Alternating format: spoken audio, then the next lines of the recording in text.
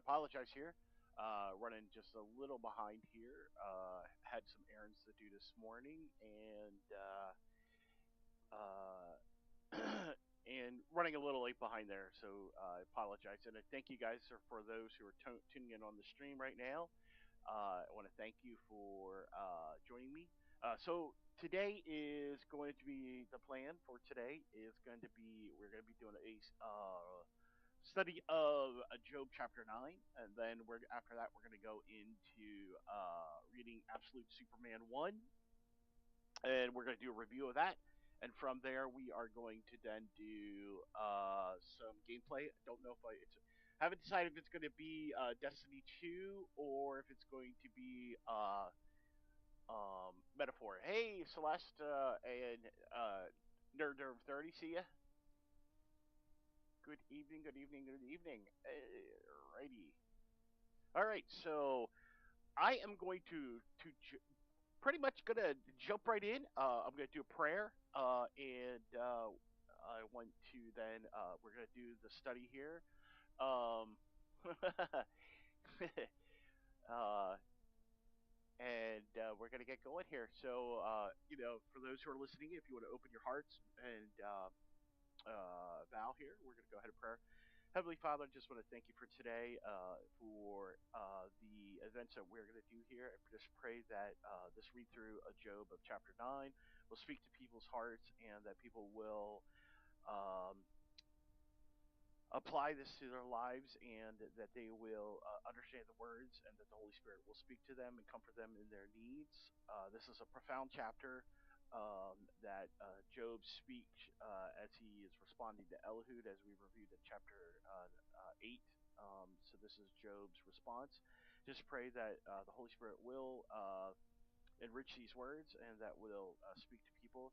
Heavenly Father, I just want to also just lift up everybody in the world who are struggling, who's having problems, who are in need of help. I just pray you just come alongside them, Heavenly Father, and they seek your word and that they maybe even open to Job and see that, you know, life has pretty much has always been the same, but you've been there every step of the way with us. And I just want to bless this day for your word and just pray that you will be with us as we uh, go through the Job chapter 9 and then have fun while we read Absolute Superman, and then we will do some possibly Destiny 2.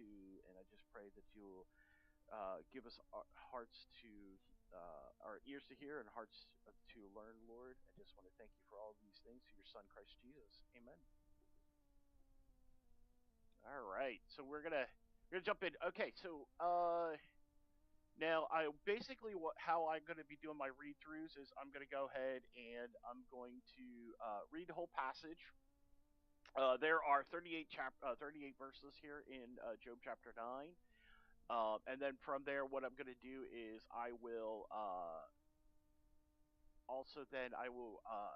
go to some commentaries, and we will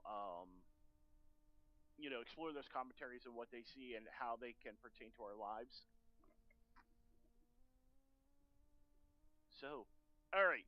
So it just for those who are catching up. So basically, we are in the first round of the discourse between Job and his two friends, or just three friends, excuse me.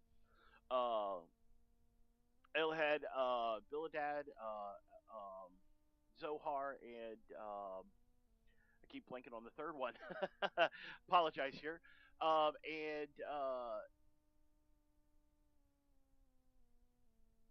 so basically, the three friends that Job have a misunderstanding about who God is and who he and how he works and stuff like that, and basically kind of ties into how we see like a lot of false teachings today. Uh, these three friends they're relying on things like tradition and how things were, and unfortunately, what they did was they just had a very bad view of who God was.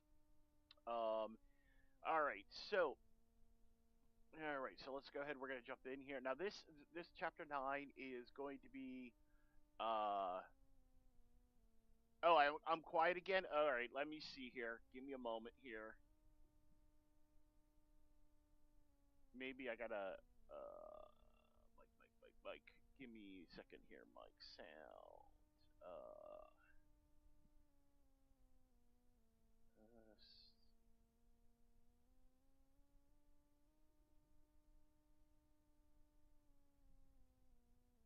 Mike. Microphone setup. All right.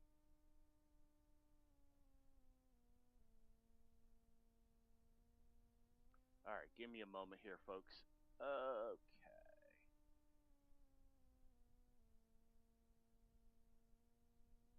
Volume mixer.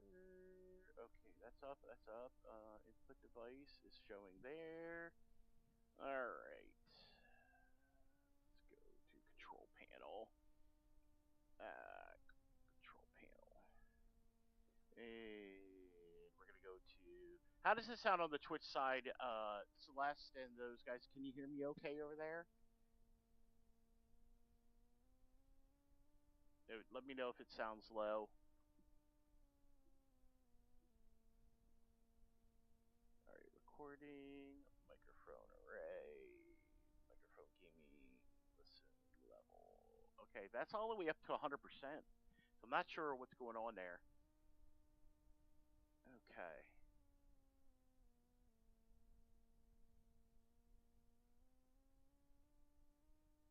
Microphone boost. Maybe I'll need to. Maybe I'll have to use the actual mic on the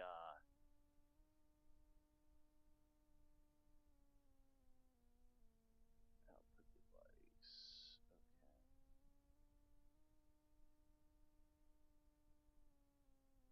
Output device. Okay. Input. Headphones. Okay. Output. Output. Input.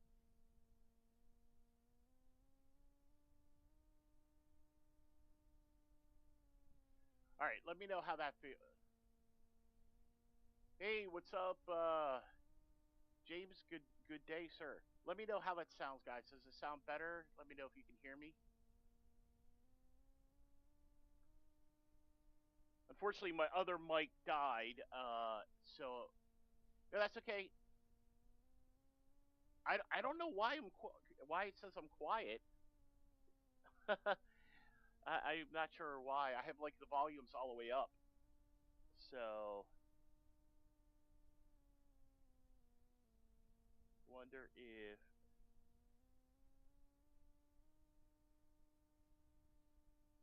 okay. I'm not sure what's going on. Why it's quiet. I have my volumes all the way up. Uh, Give me a second here. Maybe are you guys here like maybe my fan over?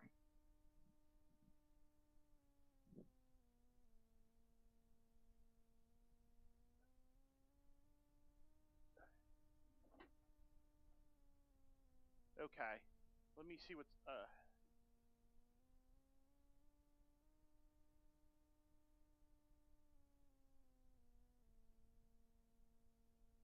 I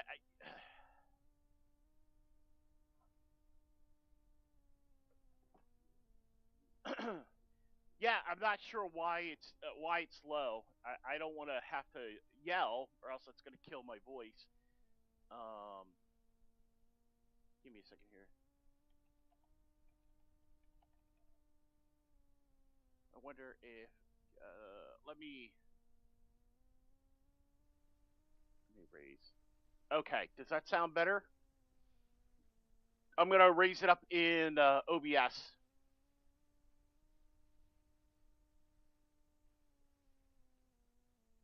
That's the only other thing I could think of is raising it up there.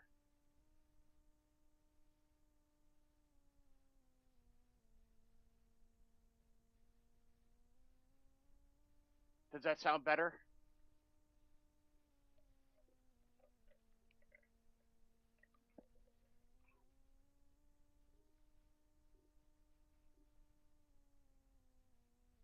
Okay. All right. So okay, so it does look like OBS was volume was still a little low. Okay. So get back into where we are. So basically, what's gonna happen is I'm gonna read through here. We're on Job chapter 9. All right. Job says that there is no arbitrator between God and mankind. All right. So chapter 9, verse 1. Then Job responded, "In truth, I know that this is so. How can it be that a person be right with God? If one wishes to dispute with him, he could not answer him once in 1,000 times. Wise in heart, mighty in strength. Who has defied him without harm? It is God who removes the mountains, and they do not know how. When he overturns them in his anger, it is he who shakes the earth from its places, and its pillars tremble. Who commands the sun not to shine and puts seals on the stars, who stretches out the heavens and tramples down the waves of the sea, who makes the Bear, Orion, and the Pleiades, and the constellations of the south. It is he who does great things, the unfathomable, the wondrous works without number. And if he were to pass by me, I would not see him. Were he to move past me, I would not perceive him. If he were not to snatch away, who could restrain him? Who could say to him, "What are you doing?" God will not turn back his anger. Beneath him are the helpers of Rahab cower. And then how can I answer him and choose my words before him? For I thought I was, uh, excuse me, though I were right, I could not answer, and I would have implored the mercy of my judge. If I called and he answered me, I could not believe that he was not listening to my voice. For he bruises me with a storm and multiplies my wounds with cause, and he will not allow me to get my breath. But he saturates me with bitterness, and if it is a matter of power, behold, he is the strong one. And if it's a matter of justice, who can summon him? Though I am righteous, my mouth will condemn me. Though I am guiltless, he will declare me guilty. I am guiltless, and I do not take notice of myself. I reject my life, and it is all one. Therefore I say, he who destroys the guiltless and the wicked, and if the whip suddenly if the whip kills suddenly, he mocks the despair of the innocent. Give me a moment here. I just need to make sure. Okay. How do I vote for the VTuber thing? Um, that I'm not sure of. I think you have to go out to on if you it's in Twitter. There's a vote, and it goes you to the Twitter thing, and then you go from there. Celeste may know more about how to vote for it. All right. The earth is handed over to the wicked. He covers the face of its judge. And if it is not he, then who is it? Now my days are swifter than a runner. They flee away. They see no good. They slip by like reed boats. Like the eagle that swoops on its prey, though I will say I will forget my complaint, and I will put my face in order to be cheerful. And I am afraid of all my pains. And I know you will not acquit me. I am guilty. Why then should I struggle in vain? If I wash myself with snow and I cleanse my hands with lyre, then you would plunge me into the pit, and my clothes would loathe me. For he is not a man as I am, that I may answer him, and that we may go to court together. There is no arbitrator between us who can place his hands upon us both. Let him remove his rod from me, and let not the dread of him terrify me, that I would speak and not fear him, but I am not like that in myself. Okay. All right. So while I'm going to go ahead and so basically, Job is showing this despair between who God is, and and Job is lamenting at this point that there is no arbitrator between God and mankind, and we know that. Of course, that will change here as we go through time. About 2,000 years later, after Job, Jesus Christ then comes and he becomes the arbitrator between God and mankind, reconciling us both together.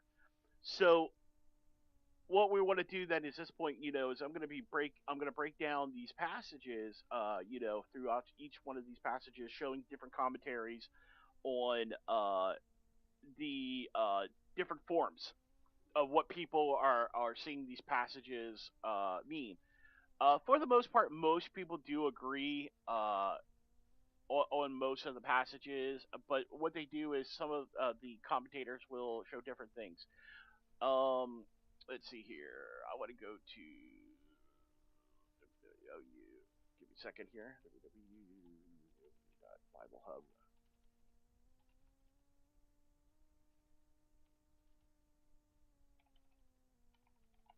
Want to pull that up. Um, I was talking with Frosty boy who's in our Discord, and he was giving me some good links to some good commentaries and stuff like that.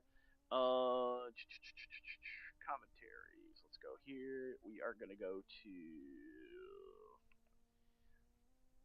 So I have okay. Let's go to.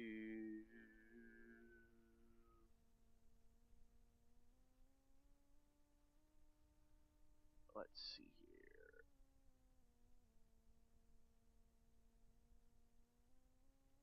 Geneva Study Bible. Let's go to Job 9. Okay.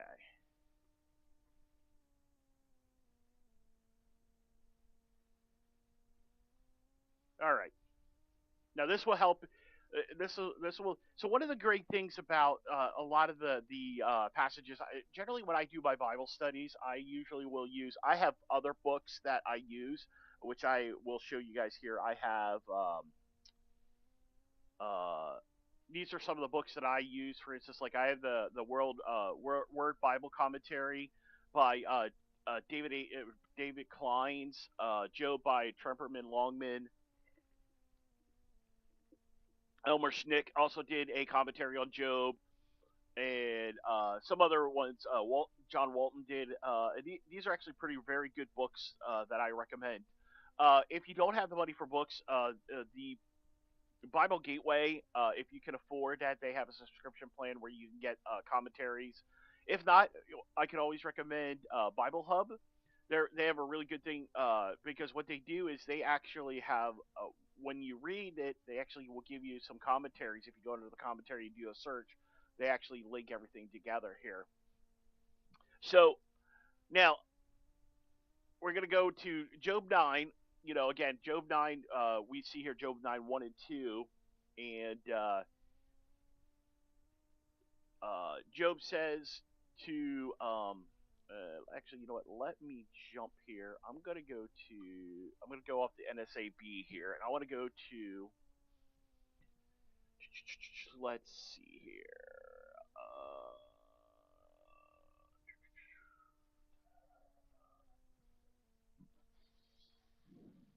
We'll go to this.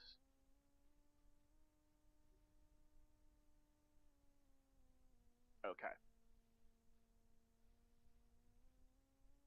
So if we look at the first couple passages of Job, remember Job's responding back here, and he's saying, "I know for certain that it is so. How can anyone be innocent before God?" And we know in this regards that none of us are innocent before God because of the original sin that Adam and Eve had. We are all born with sin in our lives, and that the Bible literally states that we seek after um, evil things, and our hearts are desperately wicked, and who can know the depths of our wickedness. So Benson, in his commentary, says here, as he's reading through here, he says, in reply to Biladad's, beating Biladad's passages, Job begins to hint that their opinions seem to a little clash. Also responding to Eliphaz, Eliphaz dealt with revelation because he had a spirit reveal to him what God thinks. And again, we know that the Bible states that we should not be listening to spirits, and we're supposed to test the spirits because if they come with anything else except for from God, we're supposed to test them and judge them. So again, uh, Eliphaz the guy has this revelation about that God, how God does His justice and stuff like that. Again, knowing that he's got a lying spirit because we're not Job and his friends are not privy to the conversation going on between God and Satan. And then Biladad comes in. He's like, well, okay, well, Job, of course, excuse me. Before that, Job responds back to Eliphaz and disputes him. They're back in chapter 7, and then chapter 8. Biladad is, of course, doing his response, and he's appealing to tradition in his response to why Job is suffering and stuff like that. And of course, uh, you know, chapter 9 deals with Job's response to uh, Biladad's appeal to tradition in his view. So again, Biladad says, if Job were pure and upright, God would interpose on his behalf. And again, we know that that Biladad is not privy to the conversation that goes on between Satan and God, and that God's allowing Satan to test Job. So, and then Job is replying back and saying, yes, while this is all very true, the difficulty is thus as pure and upright, I am not exempt from common failings of man. Therefore, it is sufficient to account for the great calamities that have befallen me. I am still without a remedy. As to God's power and wisdom, I am thoroughly convinced that I can give as many instances as you. Basically, saying that he can give as many instances that God, is seeing Job through this, and Job's not willing to condemn God for and curse God for what is going on in his life, for all the troubles. And we point that to later on in that response, for later on there in the rest of chapter 9, Job is, showing through, like, why God has the ability to do this, because God's the ability to creating the universe, and he's the one who is commanding the mountains to be shaken and all these different um, control of nature that he has. Now, um, Job is Benson states that that as we look here, we're going to go here. We're going to look here as we're dealing with the later passages. uh, God indeed sometimes in his anger destroys the wicked, but he doth not it as frequently afflict the innocent. The dispensations of providence in this world are frequent, such as if it were not God now, then let's loose his fury against them. And then one would be tempted to almost imagine the rule of this world would be delivered into the hands of wicked men. And so basically, again, Job is appealing that if it wasn't for God's control, he, basically this world would be, destroyed. Now, let's see here. Looking at some of the other commentaries here on, um,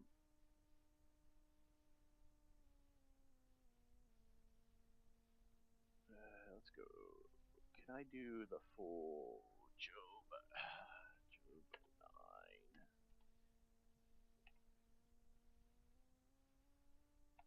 See if I can do. Okay, I guess I'm gonna have to page through here.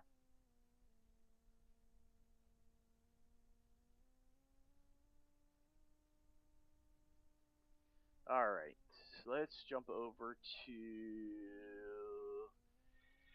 All right, Anderson.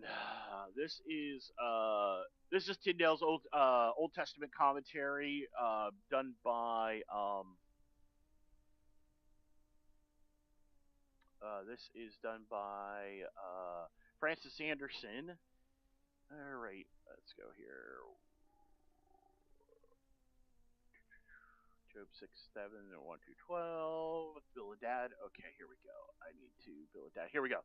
Okay, so Anderson states that the speech of Job abounds with difficulty, which besets the reader on every page. There's unusual quote of individual problems arrived from insecurity in the text, ambiguity of the meaning of rare, sometimes common words, and commentaries. So basically there's a lot of struggle in understanding these passages, but he does his best. Okay, now, all right. It's a little bit more technical now. Anderson tends to go into like the meaning behind words that is used, so he's a little bit more um, pedantic in his things here. So I'm just going to kind of okay. Let's go here and I want to address here. So basically, Anderson's summary of the overall chapters, and there is a breakdown of the different. He breaks them down even more, but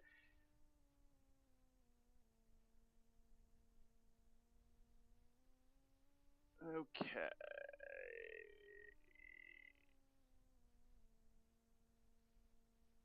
So basically, Job speaks here of wisdom and strength of God, showing how completely captive his thought is with the power and justice of God. And this is dealing with verse 4, basically from verse 4 through all the way down to the 24. Um, how this is how Job is captive in his thoughts with the power of, and justice of God. Even though his thoughts cannot capture these realities 100%, his faith is still intact. Even though he's been plunged into darkness, or as he says dramatically, into muck, which is verse 31, he cannot see God. That is his trouble. His question is how. And he asks again and again, how can he secure his vindication with God? And he has no doubt that he is eligible for vindication, and he knows he can't secure it. He cannot summon God using simple formulas recommended by his friends, and that's dealing with Eliphaz, Bildad, and how they, appealing to the spiritual side, appealing to the yep, James, see you later, the spiritual side, and to the tradition. And God does not respond in those ways. So this is where in verses 3 through 24 God we see these immense powers that God has. So Job is saying God is too great for such easy management, and he gives question to the proper dimensions of rehearsing the immense power of God in creation. And that's where we see the creation of space. And I want to bring this back up here, bringing up do, do, do. Commentaries. Okay, we want to jump over here. We see here, uh, verse 4. Who can contend with him? He won't answer. 1 in 1,000. He's wise and powerful. Who can resist him and prosper? Who moves mountains and they are unaware? Who overthrows them in anger? Who shakes the pillars from its places and its pillars shudder? Who commands the sun and does not rise, even seals up the stars and stretches out the heavens alone? And who trods on the waves of the sea and made the Bear, the Orion, and Pleiades, and then the southern constellations, and does great and unsearchable things and wonders beyond numbers. Now, so what we're seeing is, again, God is not limited by human abilities. We see God's power in His creation and His undisputed sovereignty in judging the world, and discouraged by a renewed sense of faith in his own weakness, Job expresses a longing for an umpire between him and God. And this is the thought of his faith rallies. He calls out to the unseen and silent mystery. And if there are any defiance in Job, it is seen in the persistence in which he thrusts his prayers into God's heart. Again, so we do see he's longing for that or that mediator between God and man, and that, of course, which we know is Christ Jesus. Um, there is all you want. Okay, give me here.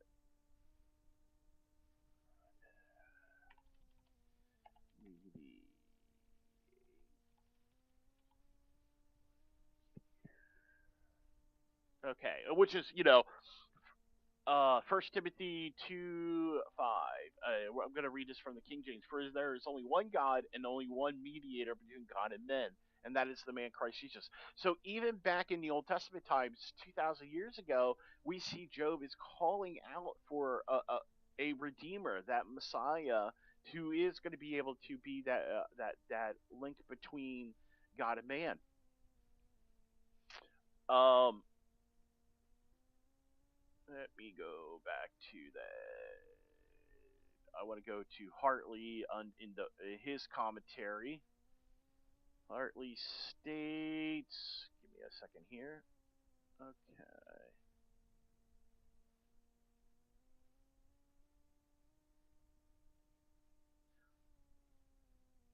Okay. So Hartley says that we look at these passages, that we see that Hartley's view on these passages uh, is that how can man be justified before God? Even though and Job moves away because Eliphaz's questions are in a moral dimension of human elements, but Job is basically throwing back, and he says that who can be acquitted when God is his accuser. The interrogation indicates that Job does not think there's any likelihood of winning a case against God. Yet his conviction is that God does not pervert justice, prods him into contemplate the impossible and pursue litigation against God. So again, we see that going through the rest of the passage where Job, he after discussing, how powerful God is, we see him again addressing. He says, if I'm innocent, my mouth condemns me, and I have integrity, but God declares me perverse. Yet I am blameless, yet I do not know myself. I reject my life, and it's the same. Therefore, I say God destroys the blameless and the sinners. If calamity suddenly kills, he mocks the slaying of innocents, and the earth is handed over to the wickedness. He covers the faces of the judge. If not God, then who does? So he's saying that there is this is where God does not pervert the justice at all. But again, there is no winning against God in anything here. Um, Give me a second here. Again, just on the going back to the earlier passage here, we're dealing with 5:9 through 15. This is actually a creation uh, information about who created here. We're looking at 4 through 10. These are creations elements. Here in the Bible, we see very early on that we're seeing, now the bear, which is the constellation, the Orion, which of course is the hunter, the Pleiades, which is a group of 7 stars, and the southern constellation. So Job knows that God has created all these things. Now the bear, of course, we know is referring to uh, Ursa Major, and let's see here, and I think that the one in Hartley's book, he actually points to the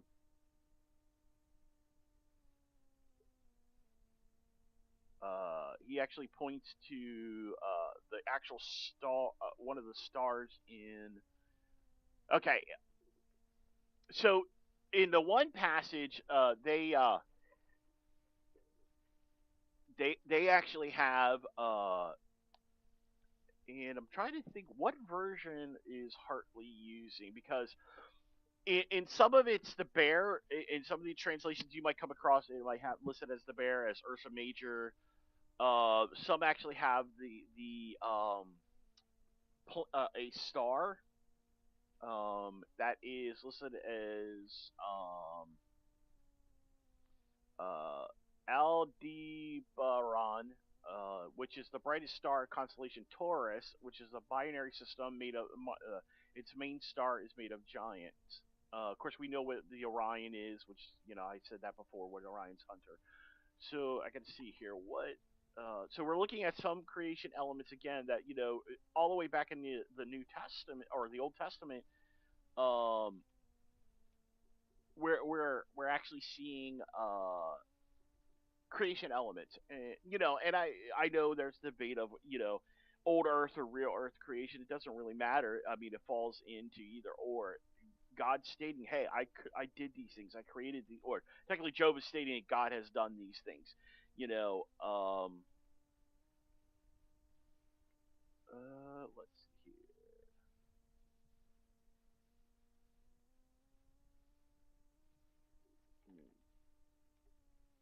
The Bible.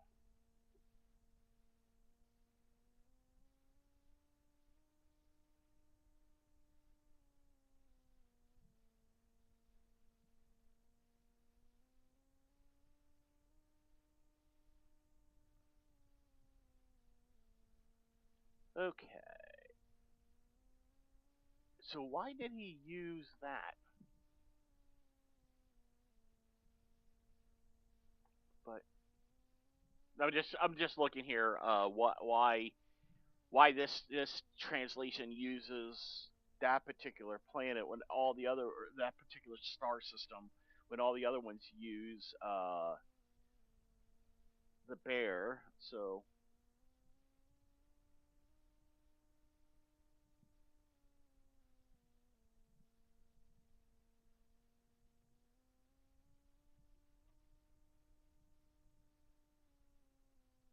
okay, let me jump to chapter 8. I'm gonna look at John Gray. What John Gray is saying here.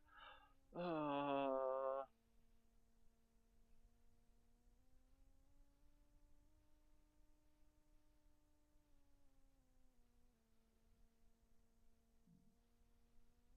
okay.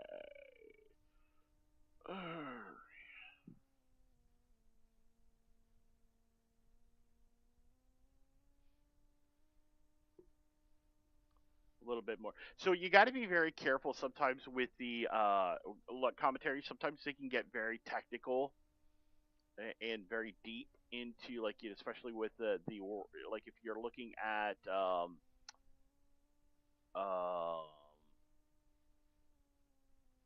some of the commentaries get really deep into like the like the Hebrew and what the actual meaning is. So it's very important to look at those different things. Okay.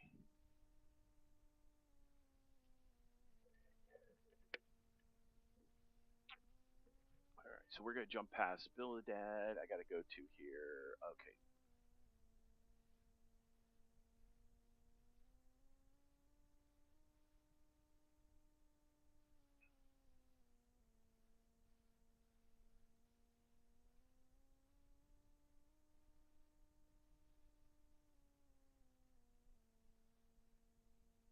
I apologize here. I'm just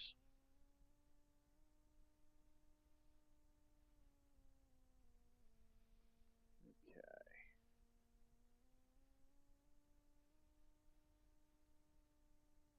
All right.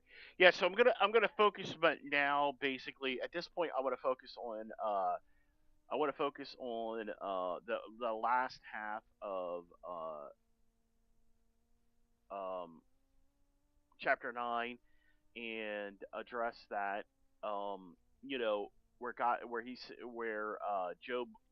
an arbitrator, and we're gonna really focus on that because I think that's really important. Uh, while we know that the crux of Job's argument, goes into chapter 10, which also deals more with his argument, against Bildad. But I'm really want to focus on chapter 9 here in this passage and stuff like that. Okay. All right.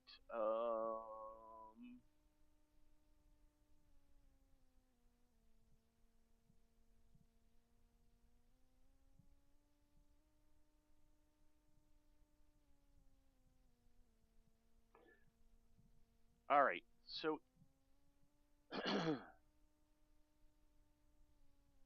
go to. I want to look at 22.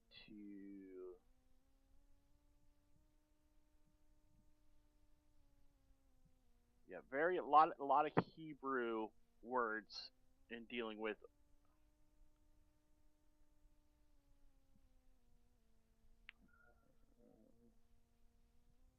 Okay, let's go to. I just want to. Yeah, let's go. Let's go to temperaments. Okay.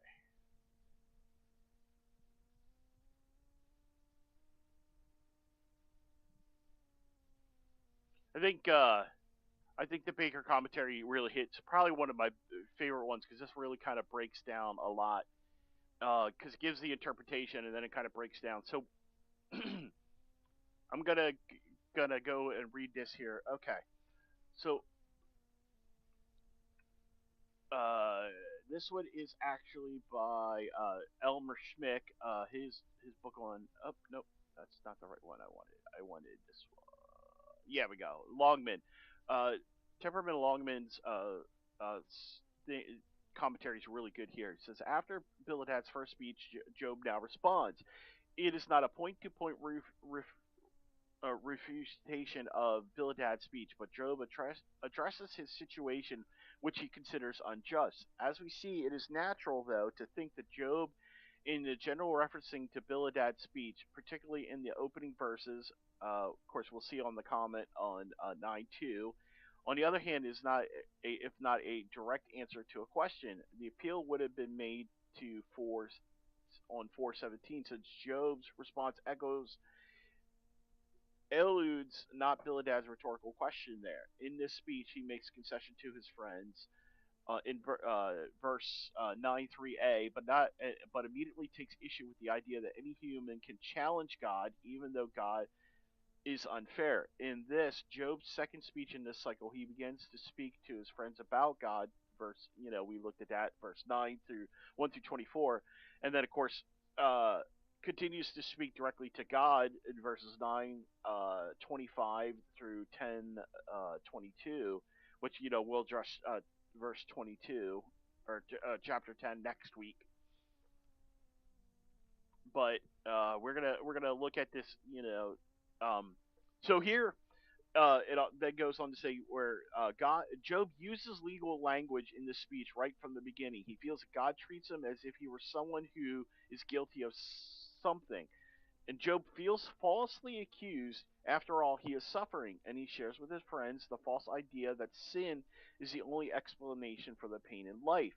For this reason, Job wants to take God to court and get answers from him. Again, we know that he does not see uh, that Job is Job does not see that exchange between God and Satan. So he's not privy to know that he's part of this battle, and it's not really per se battle per se, but it is, God's allowing Satan to test Job because of his uprightness and his righteousness. God's allowing this calamity to come against him.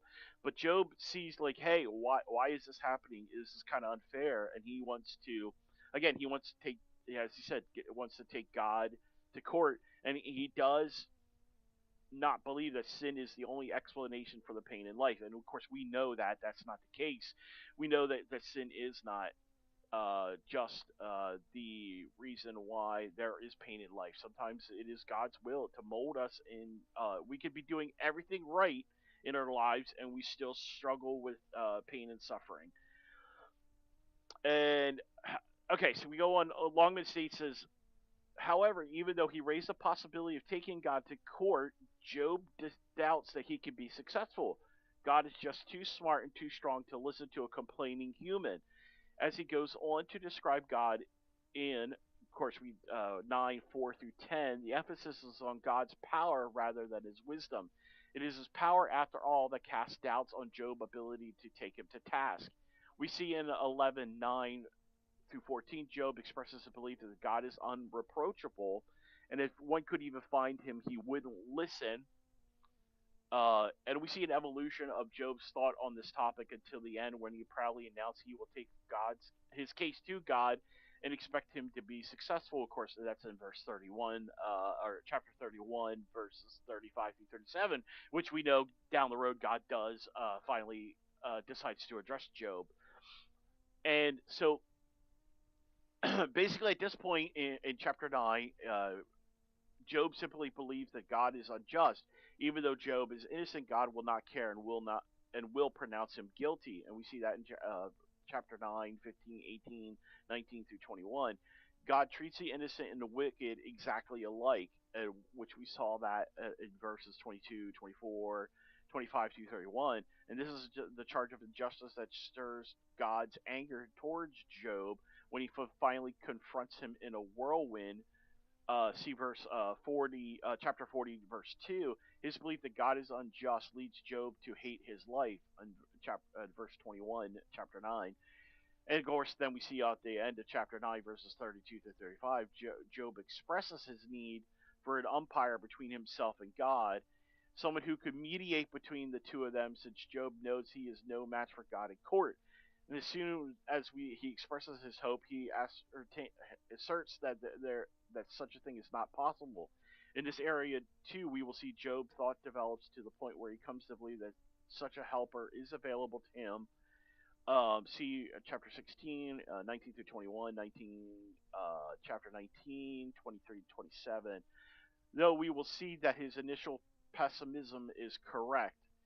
And then, of course, when we address chapter 10, we'll begin with Job talking about how bitter his life has become. And we'll go into that, which we'll address next week. So, again, it is this thing that a lot of times we as human beings, we come back and we say that God is being unjust, God is not fair, um, and we we a lot of times we want to confront God on how He does things, and the misunderstanding. Um, Longman states that here we're seeing that again in chapters 1 through 3. Job uses this legal language when he says, "How can a person be righteous in the presence of God?" Uh, and then Longman points back to Romans 3:9 through 20. A Christian reader needs to be slow to read a Pauline understanding the utter sinfulness of man here. Again, Romans 3:9 through 20, which let's go ahead. We'll jump to that and we'll read that.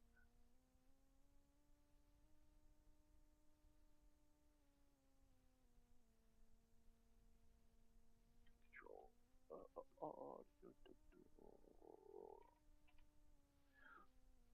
All right. Now I'm reading from the King James Version. What then? Are we better than they? No, in no wise, for we have before proved to both Jew and Gentile that they are all under sin. As it is written, there is none righteous, no, not one. There is not one that understandeth. Let me jump versions here. Let's go to ESV. Okay. All right. So we go, none is no righteous, no, not one. No one understands. No one seeks for God, for all have turned away together, for they have become worthless. No one does good, not even one. Their throats are an open grave, and they use their tongue to deceive. And the venom of asp is under their lips. Their mouth is full of curses and bitterness, and their feet are swift to shed blood. In their path are ruin and misery, and the way of peace they have not known. For there is no fear of God before their eyes. And we know that whatever the law says, it speaks to those who are under the law, so that every mouth may be stopped, and the whole world will be accountable to God. For by the works of the law, no human being will be justified in his sight, since through the law becomes the knowledge of sin. So again, we really see that that there's this juxtaposition between Job 9 1 through 3, of course, what Paul is stating back here in his chapter in Romans 3 9 through 20. Okay, I'm gonna just want to read over here and see what. So we're gonna actually jump and expand on um, the arbitrator. Excuse me.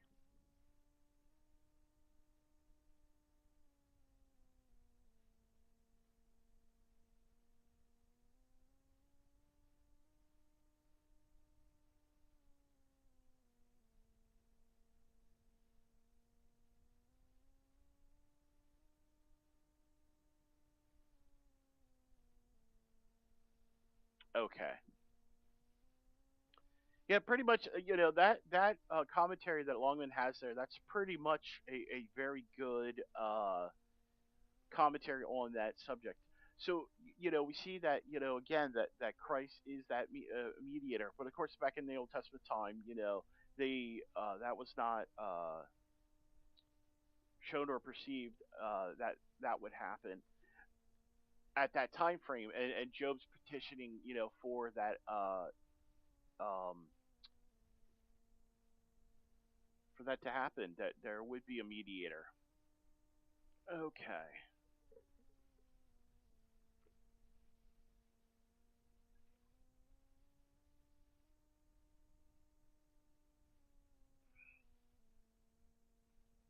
I just want to look at some of the other commentaries here.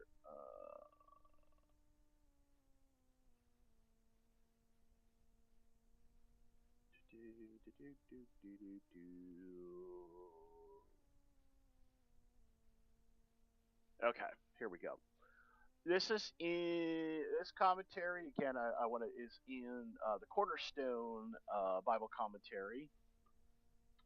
All right, so we're gonna address 32 through 35, the mediator. Okay.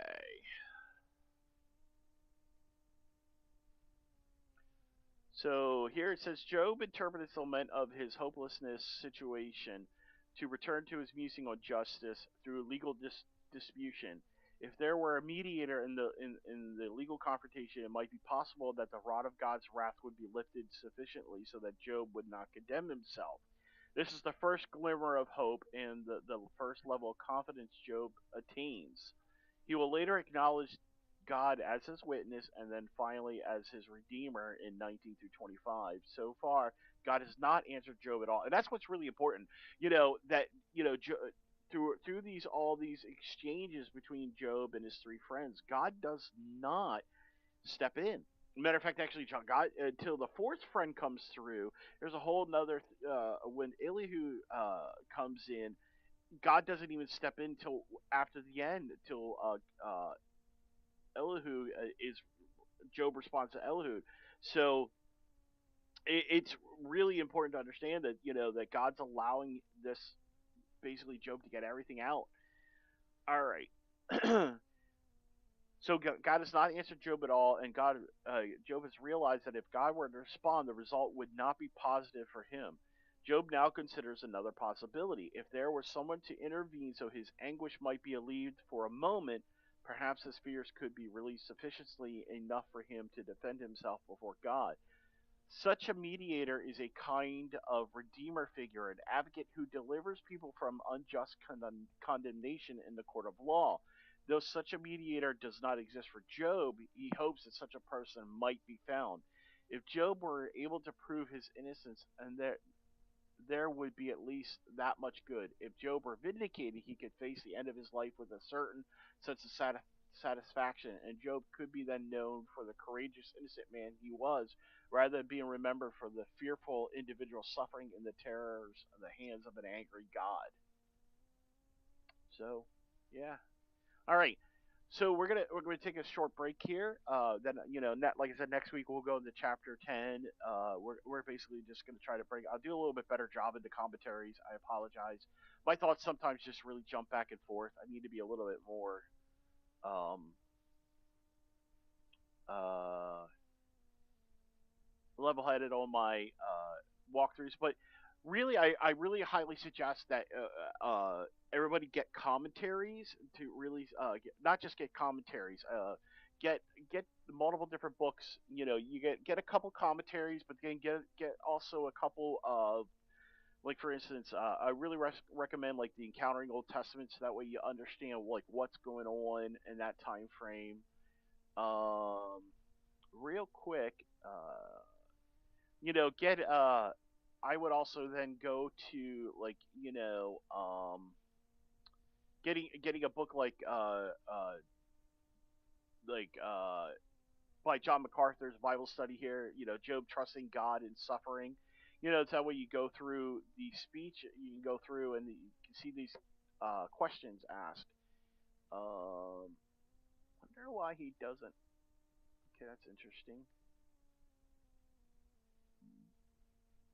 Why doesn't he?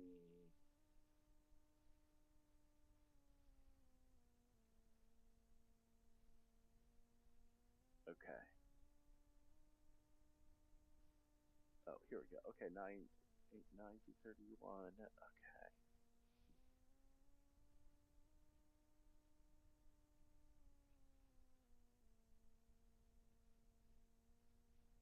1935. Okay.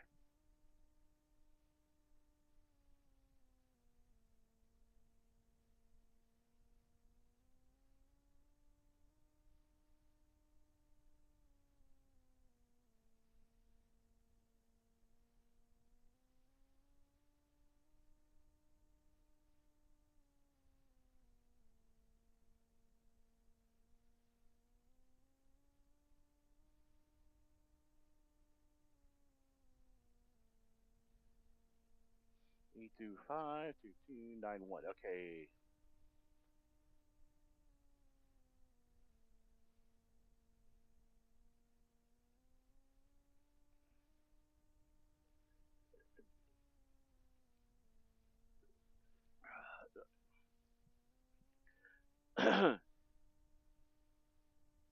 Just so some things here.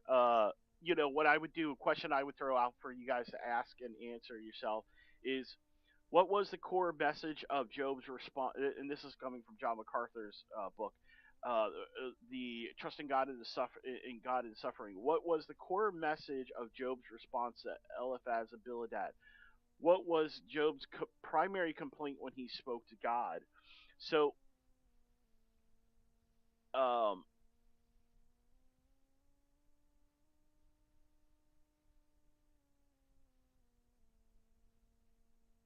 okay, so yeah, here we go. All right. So, explore the meaning. Here's something MacArthur says. Okay, Joe's response to, and I apologize. This is just something to respond on the question.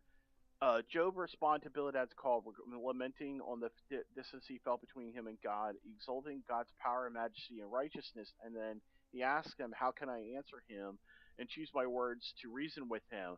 Job longs to make his case before God as his judge, yet he felt that he has no access to the Almighty, no way to approach him or beg for mercy. And of course, again at the end of chapter 9, he describes his plight, for he is not a man as I am, and I may answer him, and we shall go to court together, nor is there any mediator between us who lays his hand upon both. Without realizing, Job is pointing to the work as Jesus the Messiah. Paul would later emphasize this element of Jesus' ministry as he wrote, as we talked about in 1 Timothy 2 5 through 6, and on the cross, Jesus accepted the wages of sin, death. Thus, he paid the price of redemption for all who believe. Therefore, the scriptures say he is also able to save to the uttermost those who come to God through him, since he was always lives to make intercessions for them. Hebrews 7 through 25.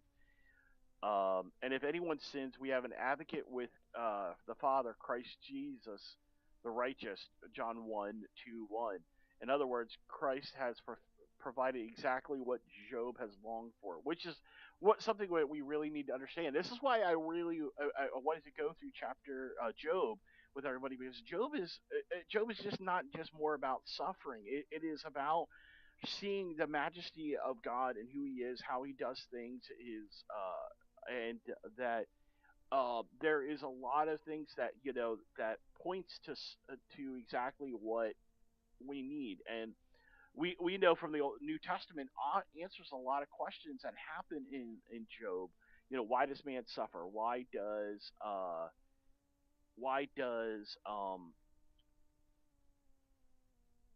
why do good things happen to bad people, or vice versa? Why do bad things happen to good people? And we see that, you know, and then just some questions for you to reflect on the text for those who are reading on it.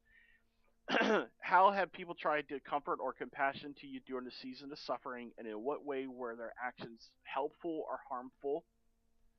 Write your response down. On each of these questions. Why is it so easy to believe that bad things happen because of bad choices and good things happen because of good choices? When have you felt distant or disconnected from God? And I I have felt that often myself.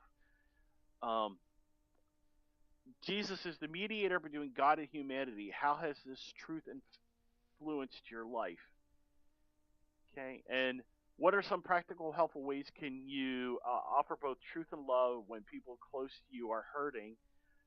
And Jesus exists as the mediator between you and a holy God. How will you take advantage of that truth this week? So those are just some questions to throw out for you all to think and to um, ponder this week as we go through the week. We're ending the week here on a Saturday, and we're coming into a new week tomorrow with Sunday, and many of us are going to be going to church. Just to think, starting on the new week here. One, how has Jesus interceded with you this week? We had a major shift this week in a lot of things happening. Um, how has how we know that God is on the throne no matter what, and good or bad times, and we see a lot. While we had a lot of good things happen, there are still a lot of things that are um, struggling through. So important lesson. This is one of the reasons why I'm coming back to Job, and I think Job is a great book for us right now to learn that you know, a lot of times suffering is not because of things we do. There is a purpose for suffering, good or bad. You know, and it's not because God is wicked or evil or something like that. A lot of times the suffering is done to show His glory. So, just if you guys just reflect on that text, go back and read chapter 9 if you want to read chapter 10, because it does kind of go into it. I'm just kind of trying to break it down a little bit more, and um, just for uh, other things to look at this week, a lot of times people, excuse me, they people struggle daily with being disconnected from God, or being distant from God, and not realizing that Jesus is right there next to him, walking through with them through both the hills and the valleys. You're going to go to the most darkest. As David said in the Psalms. Psalm 23, which is a wonderful, wonderful Psalms that pretty much everybody should know.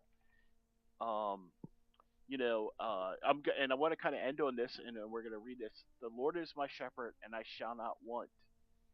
For He maketh me lie down in green pastures, and He leads me beside the still waters. He restores my soul, and He leads me in the paths of righteousness for His name's sake. Even though I walk through the valley of the shadow of death, and I will fear no evil, for thou art with me. Your rod and thy staff, they comfort me. Again, Job was asking God to take the rod from him because he was being afflicted. Whereas David's sitting there and saying, "Hey, actually, God, your rod and staff do comfort me. And you prepare a table before me in the presence of mine enemy, and you anointed my head with cup of oil. My cup overfloweth. And surely goodness and mercy shall follow me all the days of my life, and I shall dwell in the house of the Lord forever." So is Jesus walking with you through the valley of the shadow? Are you taking His word, and is it His rod and His staff to guide you? Is He leading you, through the good and the bad? Um, or if you're in the bad, are you leaning on Him to be your understanding and know that He is with you each and every day and through all? All right, so I pray for each one of you guys who are listening now or listening later on. I pray that the words that Job in chapter 9 does speak to your hearts, and that you can apply to your lives, and it'll help you to grow in your walk more, and realizing that you do have a someone to advocate for you no matter how hard life gets, and that person is Christ Jesus. So thanks for watching here. We're going to go ahead and take a break, and we'll be back here, and then we're going to shift gears. We're going to go to Absolute Superman, and then we're going to read. But I appreciate you guys sitting here with me, reading through this wonderful book. Job is one of my favorite books of the Bible. So theologically deep, but yet it's very, very basic in a lot of ways. So I appreciate it, and I will be back, guys.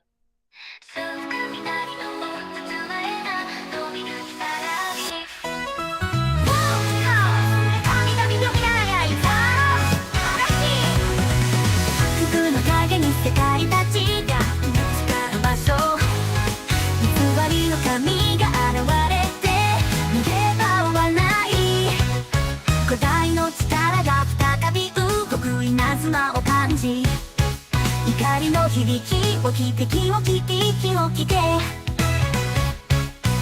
夢の光によ作られるもの嵐を放て長い力を雷の呼び声と共に空をかける彼はどんな戦火も倒れるまで戦う強い勇気と大きな力と共に強い勇気で彼の力が呼ぶ神々は彼の戦いに震える牧歌を立て立て神々はその消滅に直面する牧歌を立て立て嵐が全ての嘘を切るだろう偽りの神は徳の力震える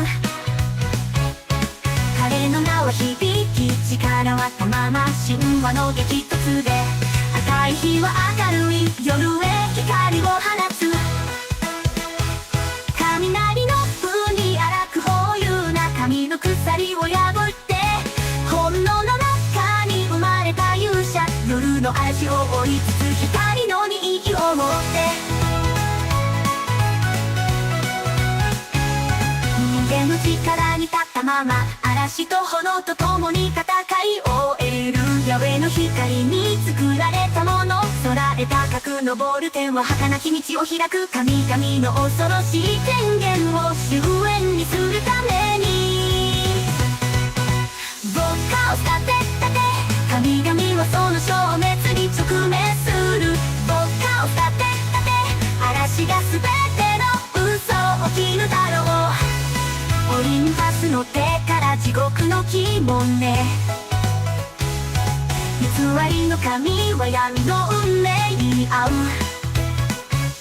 怖くは感じる彼の名を思い出せ嵐に守られない古代の力は夜影響を燃やして弱気な光は彼の胸に溶け込んでいる。自由と主役の剣を持って戦う勇者。正義が暗闇から来た神々を保守する決意はその子供。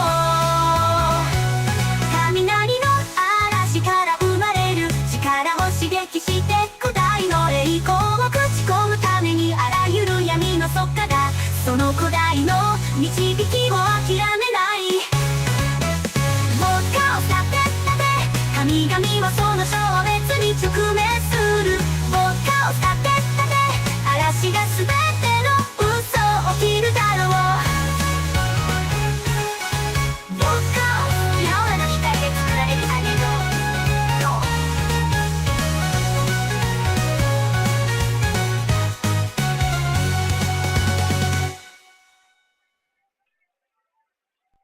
そう雷の包まれた飛び抜きからにウォッカ神々の輝いた嵐。服の影に世界たちが使う場所。偽りの神が現れて逃げ場はない。古代の力が再び動く稲妻を感じ怒りの響きを聞いて気を聞いて息を聞け。夢の光によ作られるもの嵐を放てまばゆい力を神々の呼び声と共に空をかける。彼はどんな戦火も倒れるまで戦う。強い勇気と大きな力と共に強い勇気で彼の力が呼ぶ。神々は彼の戦いに震える。ウォッカを立て立て神々はその消滅に直面する。ウォッカを立て立て嵐が全ての嘘を切るだろう。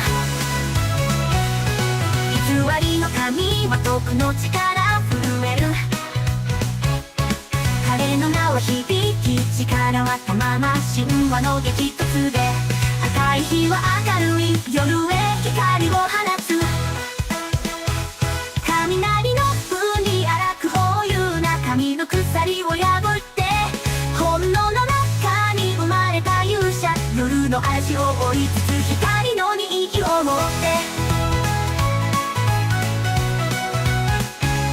人間の力に立ったまま嵐と炎と共に戦い終える。ヤベの光に作られたもの空へ高く昇る天は儚き道を開く神々の恐ろしい。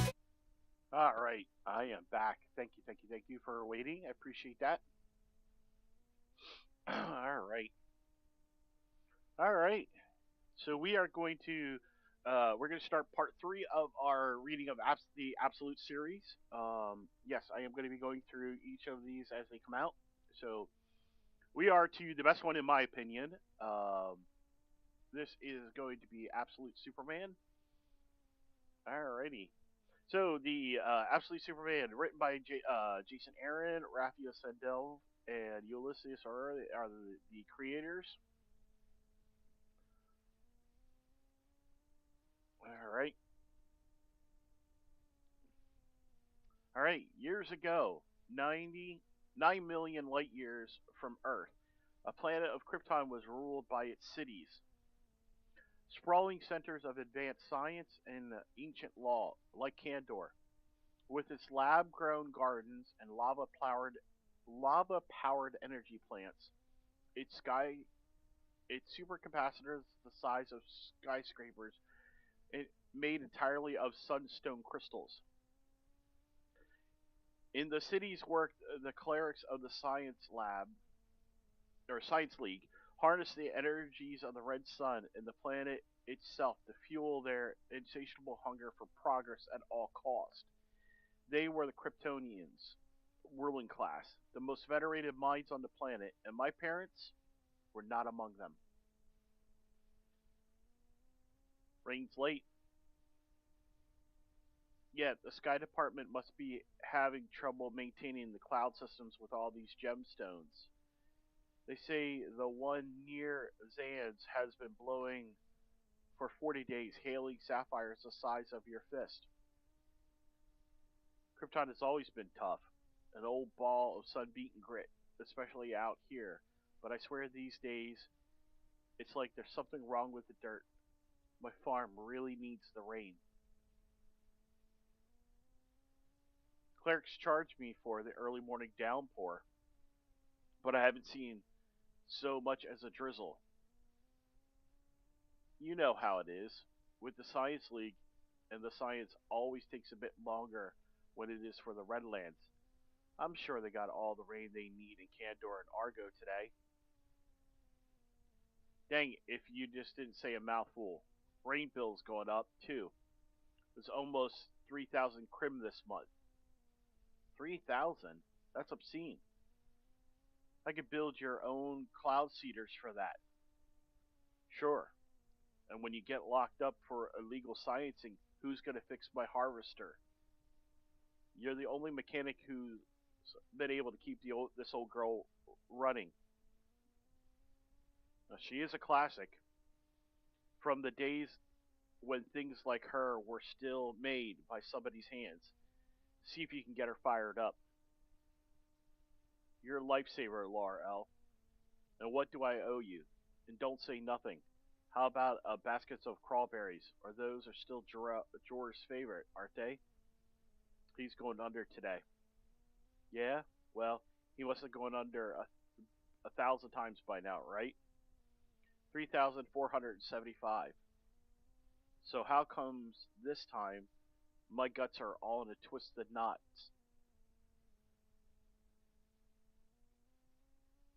Well, it looks like your rain has finally showed up. It's about darn time. Come on, let's get inside before we get drenched. Laura, what are you doing? You played a lot of crim for this rain. Don't you want to get your money's worth?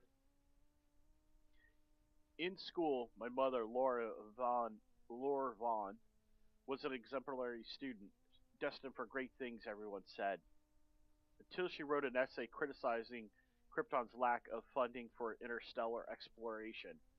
For this, she was labeled unruly and forbidden from ever applying to the Science Academy. She was 9 years old. She wanted to be an astronaut. The class structure on Krypton defined all its aspect of life, and its pinnacle reigned of the Science League. On the bottommost rung of the ladder toiled the Labor Guild. The class distinction were of such importance that the citizens were required to wear the status at all times. The crest of the laborer was seen as a mark of shame, the sign of poor and unskilled. People like my parents wore it with pride. We were children of the sun, they say.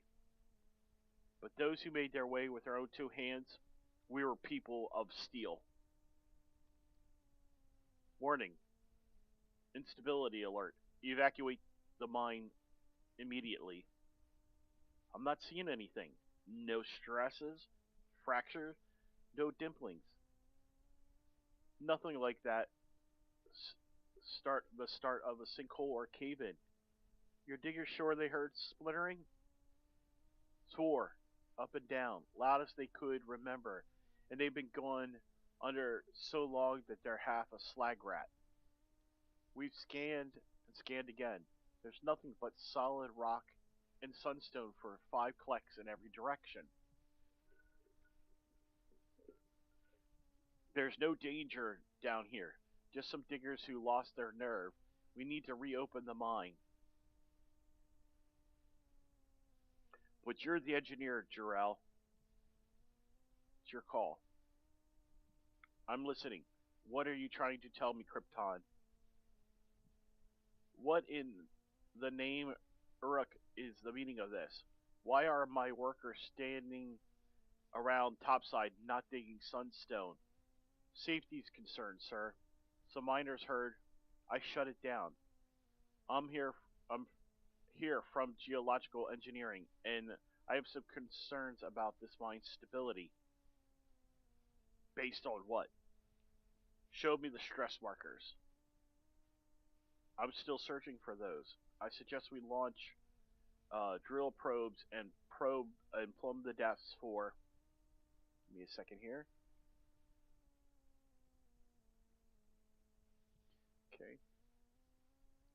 I got a better idea. That'll save us both a whole lot of mess of trouble. Take a good long look at my chest, and then have a glance down at yours.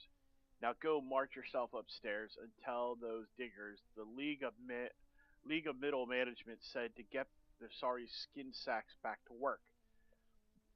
Now, I'll tell them. No, you won't. This shaft is closed until further inspection. You all should get back to the surface. I'll launch the probes myself. Jarrell, you must be about the dumbest laborer ever crawled his way out of the red waste. You'll be digging ditches in Mundru tundra by the time I'm through with you. My father, Jarrell, was set to graduate the Science Academy with impeccable marks. Rumble, rumble, rumble. A high-ranking position in the ruling class awaited him. What was that? Run. At his graduation ceremony, he gave a speech condemning what he saw as the Science League's environmental recklessness. Crack, crack, crack, crack, crack. And we see some more crack. Their pillage of Krypton's natural resources was endangering the planet, you warned. And without drastic reforms, it would someday lead to a global catastrophe. My father was laughed out of his graduation and out of his position in the league, out of his life as he knew it. Run. But he was right. My homeworld was rotting from within. The towering cities, the wind-swept red lands. Give me your hand. Ah! The purple farms, the crystal forests, the great glass mountains of Zard. Of course, we see more of the guys screaming. The scientists, the laborers, the elves, all of it. All of Krypton was doomed. Almost all of it. Now, Earth, Brazil. And this is all translated from Portuguese. No snow today. Must be a good sign, huh? Don't you think, wow, maybe God walks with us? Perhaps he does, my friend. That's because we're already dead. 3 days ago, the mine workers at Lajadis Creek Diamond Mine were tunneling underneath a kimberlite ore body. Typical markers, host marker matrix for diamonds. When they came upon a large deposit of asbestos, they were ordered by their employers to keep digging, so they did. Snow began to fall on the favela outside of the mines, where the workers lived with their families. A blizzard of carcinogens. When the workers tried to leave, they were reminded that they were still under contract to the mine's owners, the Lazarus Corps. And they were reminded of this at gunpoint. Lazarus promised hazard pay of 1,500 reals if they would finish mining the ore.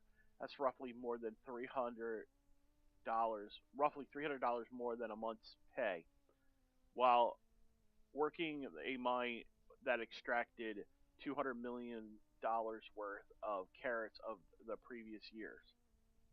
These miners expected what they do here in this darkness will be the death of them, but they do it nonetheless. In the name of their family, I do the same. What the hell? Diamonds? The ores have already been mined and crushed. That's impossible. The crusher hasn't even been used. There's no asbestos in the air. Like it's simply gone. This doesn't make any sense. Who did this? Who was down here? No one was down here. This is a miracle. This is madness. We need to tell someone. No. We say nothing. Our work here is done. Brothers and sisters, do you understand me? All that is left for us is to take the diamonds to the surface and claim our pay. They already come out? With diamonds? That's impossible. Yeah, you heard about Botswana and Doharve? Looks like it's happened again. Wow, how is this possible? What does this mean? The Omega Men are real? Speak no more of it. I'll never say a word to the peacemakers. None of us would. But who do we really think did this? the previous night. Being alone in this place alone will kill you even quicker than the mine. You are alone, yes? Sorry, you do not speak Portuguese? Someone said they heard you speak Spanish, and another said English. Old Matthias, the one of the last of the Cinta Larga indigenous of this land, he swears that you are a wild boy of the Amazon who speaks only gibberish. I'm sorry, I don't mean to pry. Here we all have our secrets. Wow, do you have a name? Not anymore. What do you want from me? Tomorrow we face the blizzard, but tonight there will be barbecued boar and grilled plantains, and we'll drink cha-cha-haka and dance until sleep comes on over us like a fever. Join us. You will be welcome. You will be family.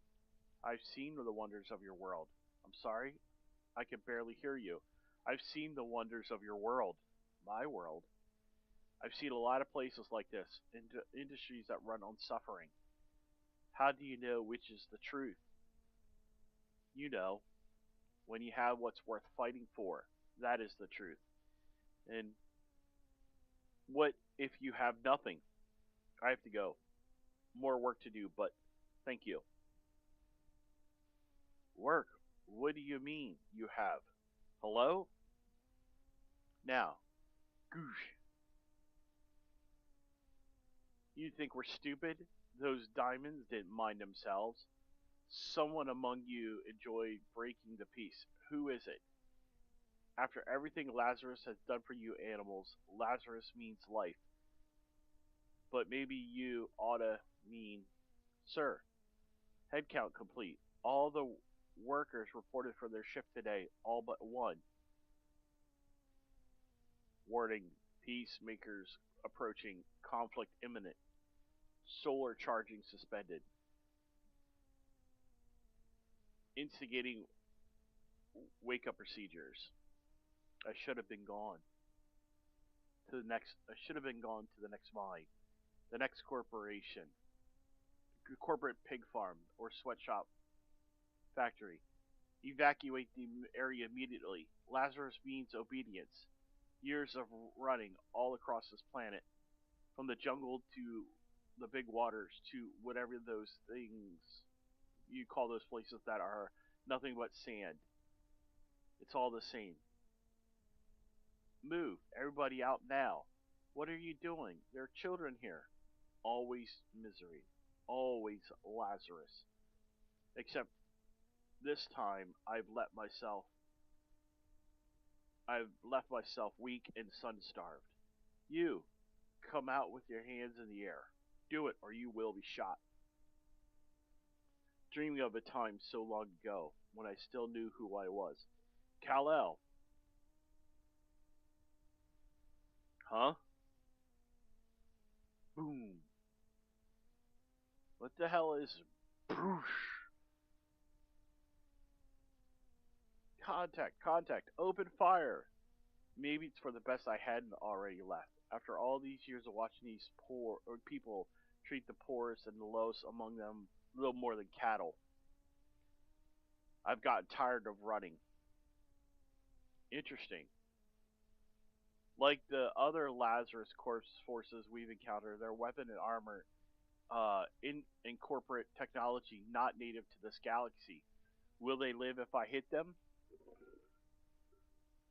Yes, but I still advise against that.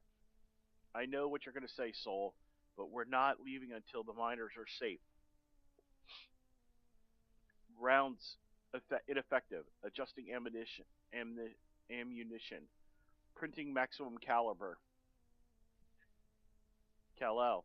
This is a planet of combustion engines, fanatical religions, and thermal nuclear weapons.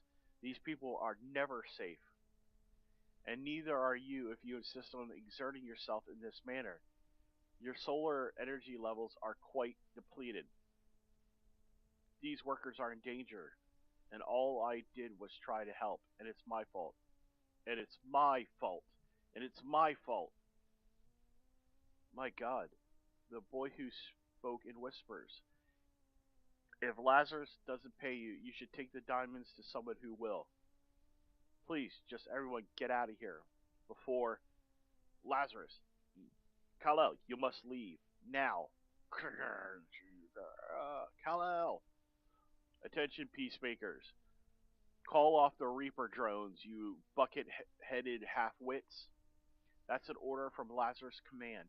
The director himself wants the target alive. This Phenomia field team inbound. Agents, tell me what you see. Physical abilities beyond good lord, beyond a all-human scale.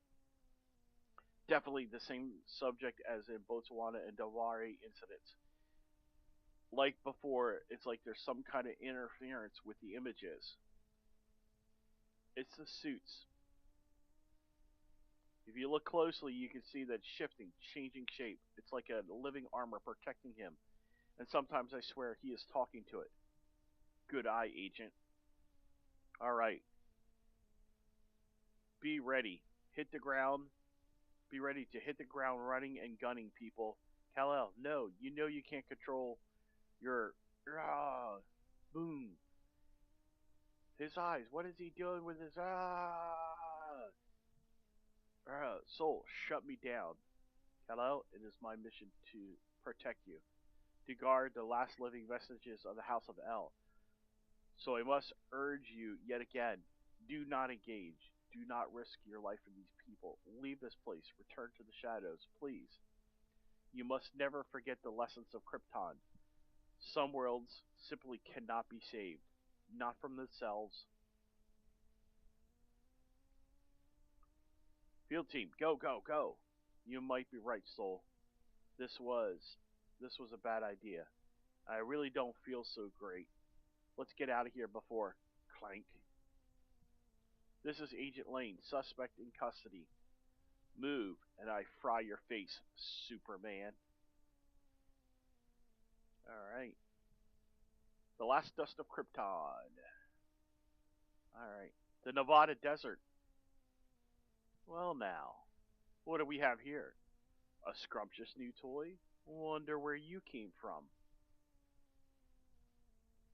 And we see, please kill us. Central Kansas. And we see a shot of a barn, the Kent's farm, property of Lazarus Corp. Alright. Years ago, Krypton, the Redlands. Oh my wow. Jarrell, these radiation burns, what happened? Was there an accident of the mine? Why are you not in the hospital? Of course, there must be testing before I can say sure, but I need to get started right away. Right away? Jarrell, it's me.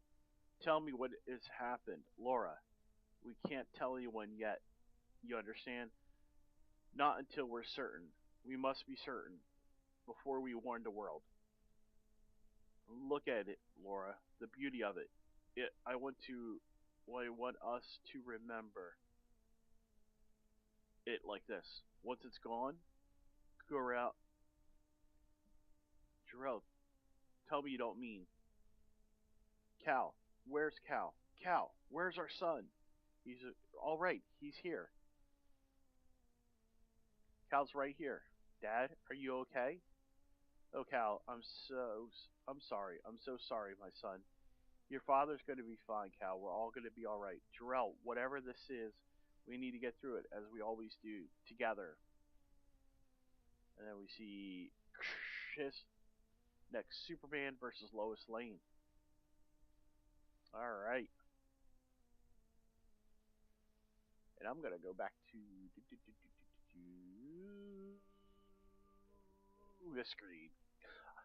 All right. So we finished reading that. And then I want to go ahead and talk about it. So out of all the reading the absolute series, this one for me was the best issue. Um, One because I liked how they took and made Kal-El's family, all the people, the farmers, they were of basically the like they were the working class. Even though they were meant for the science class and stuff like that, they ended up being just regular people. And we see that, this is one of the great things that, I think that this points out, no matter what, that the an average person can still rise above and be that hero, no matter where they come from. And so I think that that's one of the great things that the issue points out, and it takes Clark, and it puts him as, and of course I know he's not Clark right now, but it puts him as, again, the hero of the average people. So his core essence is still there as a hero. It's not his upbringing that, no matter where he's been brought up, be it either Krypton or whatever, it's still that essence of who he is. He is that hero, and so I like seeing that. I also like seeing the fact that they took his parents, and they put them as average people, so it was really good. And of course, we still see the arrogance of Krypton's working council, that they are still, you know, not listening. Jarrell and Laura are still trying to save the planet no matter what they can, and that we see that this is them trying to do what's right. So I really think this was a great issue. I enjoyed it 100%. I think for me, it is the best issue out of all of them, and that, while we see Clark with a little bit longer hair, and he's kind of emo, and he's the right kind of character that is needed. Again, I think it's not the dark and brooding type. It is the hero that is needed for for that hope. He's still there. He's still that character, even though he's got this lower class upbringing, and of course we see that in Bruce too. Same thing. He's middle class, and we see Wonder Woman. In her story, she was raised in hell versus on Paradise Island, and she's still the essence of who she is. And Bruce, same thing. He's the essence of who they are. So I'm excited to see where this is going to go, for that all three of that when all three meet. And of course, down the road, they're going to be doing the absolute Flash and the absolute Green Lantern. So I'm excited to see where they're going to go on that. So I definitely think that they did a fantastic job with this issue. I think that Jason Aaron's writing was very well done, juxtaposing between Earth and Krypton. That we see the same element, um, that life isn't too different between planets. That you know, the rich and the powerful are still going to be a certain way and do a certain thing, whereas uh, the poor are going to always remain poor, and they're going to try to rise above and try to do what's good. And Superman does that ability, even though he comes from this humble beginning, like he did on Earth. But this is from being on Krypton. He still comes up with that beginning. He becomes, much, I think, a much better hero, and I look forward to seeing what this is doing more of. All right, so we're going to shift gears, and also premiering this week, the Absolute Superman. Um, we are going to shift gears over to the next one, which is going to be the JSA #1. This also launched this week, so we have a new series. Again, we do have some old characters returning and some different ones. As you see here, we have Jade and her brother back, Doctor Fate, Barry Allen, or Jay Garrett, an older, of course, Our Man, an older Green Lantern. Does look like, though, we have a female version of, um, I want to say Doctor Midnight. I think it's Doctor Midnight. All right, so we're gonna jump into here and read this. Okay, they were the first, and I do mean the very first. Everything you know, All your heroes sprang from them. They were born when we needed them the most. As the shadow of the Second World War grew wider and darker, these mysterious men emerged. Some came from science, some came from magic, and some just knew how to throw one hell of a left hook. They started out as a small society, but they soon grew into a squadron, and together they triumphed. Bound together by history and fate, they had no idea how great their legacy would become, and a new generation would pick up the torch. And eventually, these generations would fight side by side, more than just a great society. They were a family. Yet time can be cruel. Again, they disappeared. We thought this forever this time, wiped from memory and history, but we all should have known. They were born when we needed them the most, and they would return when we needed them the most. Reborn, standing side by side with those they have inspired, this new world was different. Evil was not so easily identified. Absolute justice was not simple to doll out. Now, more than ever, they would become our beacons of hope, reminding us that we are stronger united. This is what I thought. This is what I hoped. But now I see that the world grows darker once more, and the shadow stirs. I am reminded that a family can be torn apart. It all started with them, and now I'm scared it may all end, and it may all end with them as well. Justice Society of America, Ragnarok, written by Jeff Laramie and art by Diego Ortagua. And let's see here. Colors by Luis Guerrero and letters by Steve Wand. All right. St. Roche, Louisiana, present day. Come on, come on. You need to tell me what you saw back there. Listen to me. We cannot go back to them until we finish our mission. So you better tell me what's got you all freaked out, man. The, the dark. It moved. The dark. What are you talking about? Shadows. The shadows are alive. Where? We don't tell me. We've been tracking Cobra's moves all week and watched you two prepare for another attack. Where? Where was your target this time? The museum. The secret museum. Traitor! Bang! No! For Cobra. For a new age. Uh, you're not getting off that easy.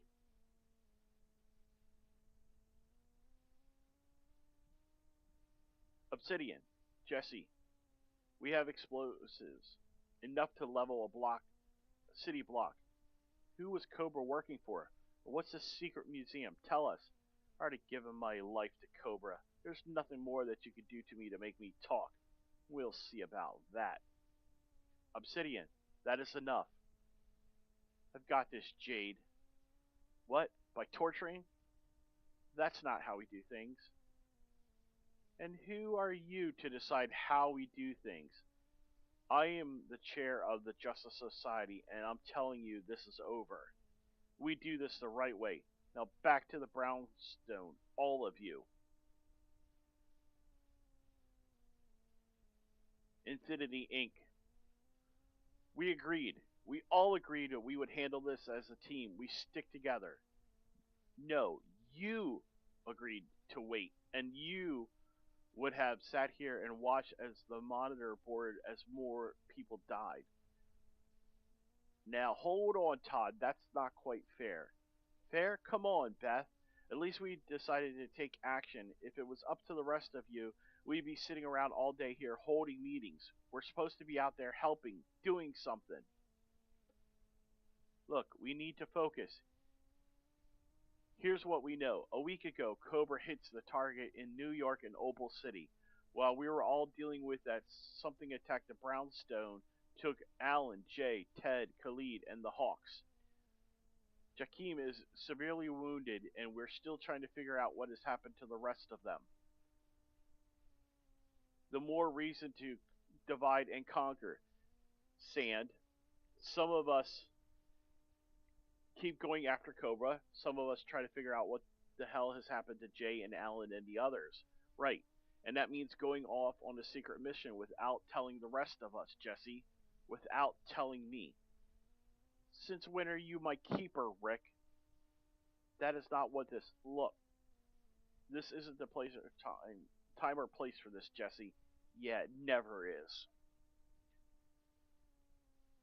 Maybe we're stretched too thin. Should we call in the reservist? Maybe Mr. Terrific, the rest of the league, could use that fancy new watchtower tech to help?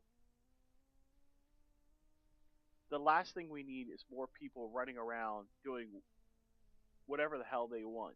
Listen, we are the JSA now, like it or not. We are what's left. We are needed to figure this out. Guys, no one is forgetting about what Cobra did, and we're not resorting to their tactics. We need to be better than this. Cobra is a bunch of terrorists, Jade, and we let this happen under our noses. Maybe it's time we start dealing with the way Dad and the others would have been. Maybe it's maybe it's time we started to realize the way Dad and the others have been running the JSA is out of touch. Todd, I know you're my brother and I love you, but I also know you. I know you can let your emotions get away from you. Don't you get it? The JSA stands for something. It lasted for generations, and it dares us to be better. If we lose sight of that, we lose everything. Dares us to be better? What does that even mean, Jade? You speak in platitudes all you want. All I know is I'm going to do everything possible to stop Cobra from hurting anyone else. Yolandra, come on. Maybe maybe that's enough for today. We could all use some time to cool off. Meeting adjourned. Jade, Jenny, I was wondering. Well, we should talk. What? What just happened between us before your dad and the others disappeared? Look, San, this is just not a good time. Okay? I can't even I can't even really deal with any of that right now. No, you're right. It's just. Can you take monitor duty? I need to deal with transferring our prisoner. I should go and check on Jakeem, of course. Jesse, would you slow down for once in your damned life and listen to me? What, Rick? Did you already air enough of our dirty laundry for the whole team? What do you expect me to do? You went rogue and joined Obsidian and Yolanda without even talking to me. What? Now I have to run everything by you first? That's not what I meant, and you know it, babe. But but the team is on the verge of falling apart here. Maybe we should at least be on the same side. The same side? When Waller attacked and took my powers, you abandoned me. Why should I wait around for you to make up your mind? And I went with Obsidian because he has the conviction. Jess, the world is on fire. The JSA needs to adapt. Fight back. The man I fell in love with, would have been first to take action. Hey Beth, has Jakeem any changes? No. He's stable, but I just can't figure out what's wrong with him. If there's anyone who can help him, it's Dr. Midnight. I wish I had your confidence. I had everything I've tried everything I can think of. He was here when whatever took Jay and Alan and the others attacked, but I found no signs or physical distress or injury, nothing. Yet he's just barely holding on. Maybe if I knew what happened when they all disappeared, the only way to find out what has happened is to find them. But where are they? The mystery men. Tower of Fate. The situation out here isn't getting any better, and the locals are gathering. Carter's right, Alan. More and more of them by the hour if they get in. Just keep flying, Sentry. Hawkgirl, Dr. Fate is doing everything he can to keep them at bay until Jay finds us a way out of here.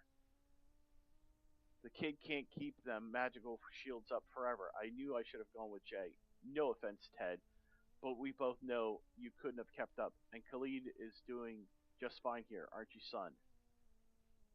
I'm trying, Green Lantern, but there are so many voices out there, so many things in the dark calling to me, asking me to let them in. Jay, things are getting. Look, we need that door. I'm working on it, Alan. A lot of ground to cover here. Keep looking, old friend, and you'll find it. You better. Last thing Jakeem said before we got here was there was a doorway back. Yeah, I'm trying to find it, Ted, but as far as I can tell, the Tower of Fate is pretty much infinite. And just to make sure you tether that me to your ring, the last thing I want is to get lost in here. Lost? Did the Flash say lost?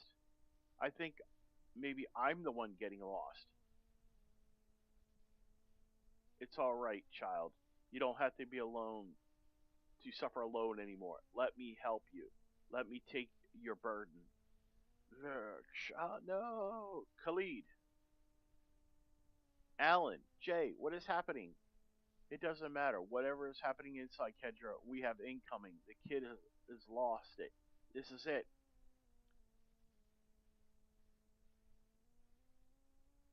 The Justice Society, Brownstone, New York. The Tower of Fate is under siege. It is beginning. Already? I thought the kid would have lasted longer. Oh well. And the rest of the JSA, are you sure they don't suspect you? No, no, no.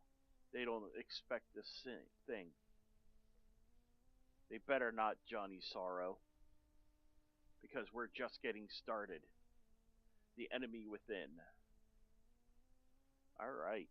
So this is kicking out of Absolute Power, which I haven't read yet, which I plan to. But I think it's a good jump on point. Really good. I thought that was a good first issue. Kicking in here. Pretty well done. Artwork was really good. I would definitely give it a nice good, probably 7 or so. If you guys are looking to jump in on there, there was another cover done by an artist named Sweetie Boo. Here, JSA Sweetie.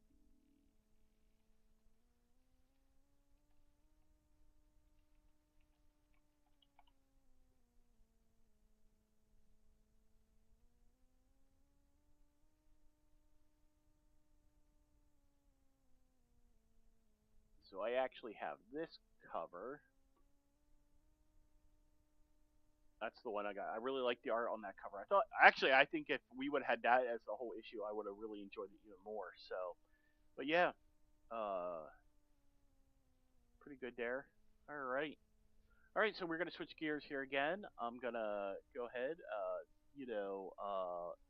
I'm gonna go and we're gonna fire up. I think I'm gonna do Destiny 2 instead of Metaphor.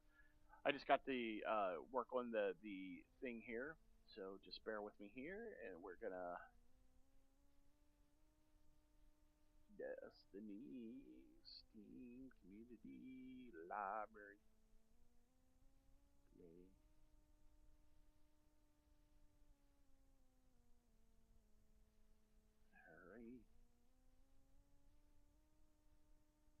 Alright. Give me one moment here and we'll be right back.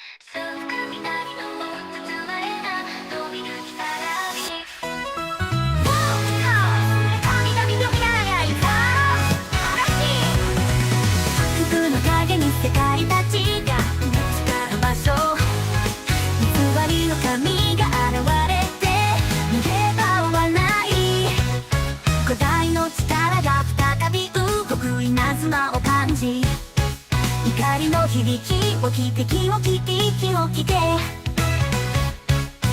夢の光によって作られるもの嵐を放てまばゆい力を雷の呼び声と共に空をかける彼はどんな戦火も倒れるまで戦う強い勇気と大きな力と共に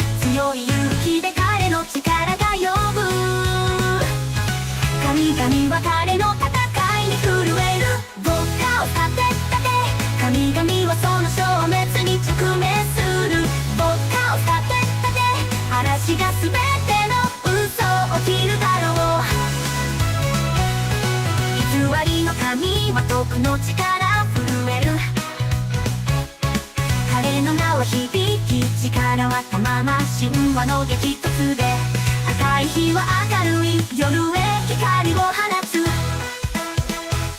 雷の風に荒く放遊な神の鎖を破って本能の中に生まれた勇者夜の味を追いつつ光の意義を持って人間の力に立ったまま嵐と炎と共に戦い終えるヤウェの光に作られたもの空へ高く昇る天は儚き道を開く神々の恐ろしい権限を終焉にするために牧歌を立て立て神々はその消滅に直面する牧歌を立て立て嵐が全ての嘘を切るだろうオリンパスの手から地獄の鬼門ね偽りの神は闇の運命に合う怖くは感じる彼の名を思い出せ嵐に守られない古代の力は夜影響を燃やして弱気な光は彼の胸に溶け込んでいる自由と主役の剣を持って戦う勇者正義が暗闇から来た神々を保守する決意はその子供雷の嵐から生まれる力を刺激して古代の栄光を口込むためにあらゆる闇の底からその古代の導きを諦めない牧歌を立て立て神々はその消滅に直面する牧歌を立て立て嵐が全ての嘘を切るだろう牧歌を柔らな光で作られる影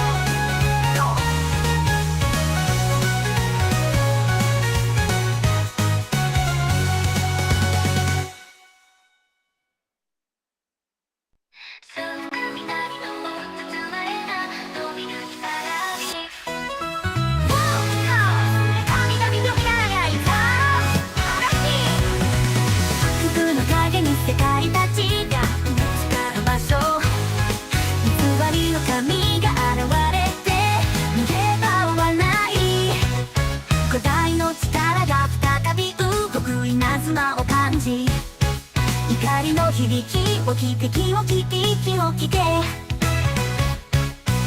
ウェの光によって作られるもの嵐を放てまばゆい力を神々の呼び声と共に空をかける彼はどんな戦火も倒れるまで戦う強い勇気と大きな力と共に強い勇気で彼の力が呼ぶ神々は彼の戦いに震える牧歌を立て立て神々はその消滅に直面する牧歌を立て立て嵐が全ての嘘を切るだろう偽りの神は徳の力震える彼の名は響き力はたまま神話の激突で赤い日は明るい夜へ光を放つ雷の風に荒く放遊な神の鎖を破って本能の中に生まれた勇者夜の味を追いつつ光の意義を持って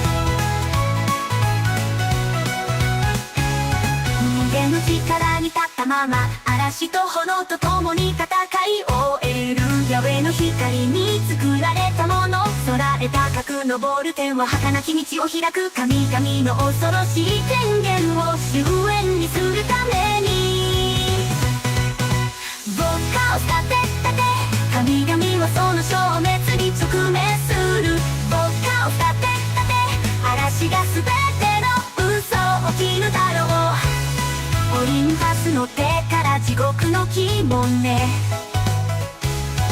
偽りの神は闇の運命に合う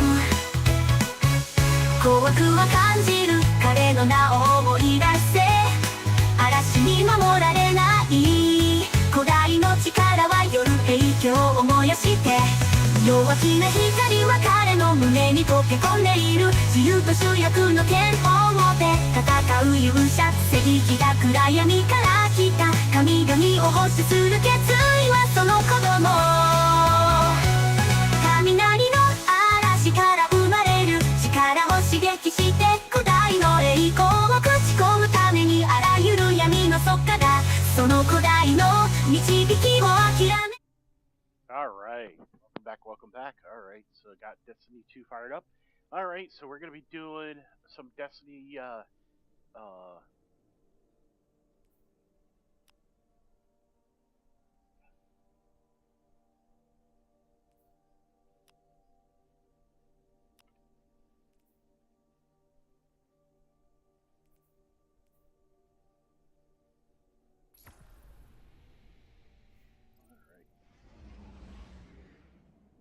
Ooh, okay, got some friend requests.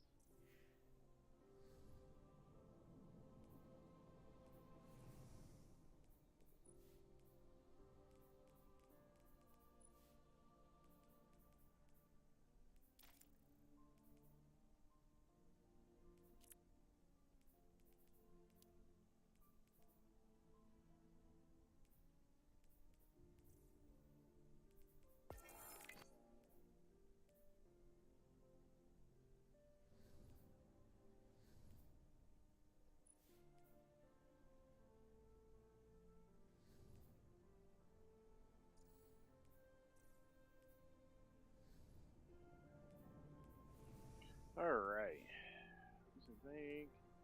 alright, let's go ahead.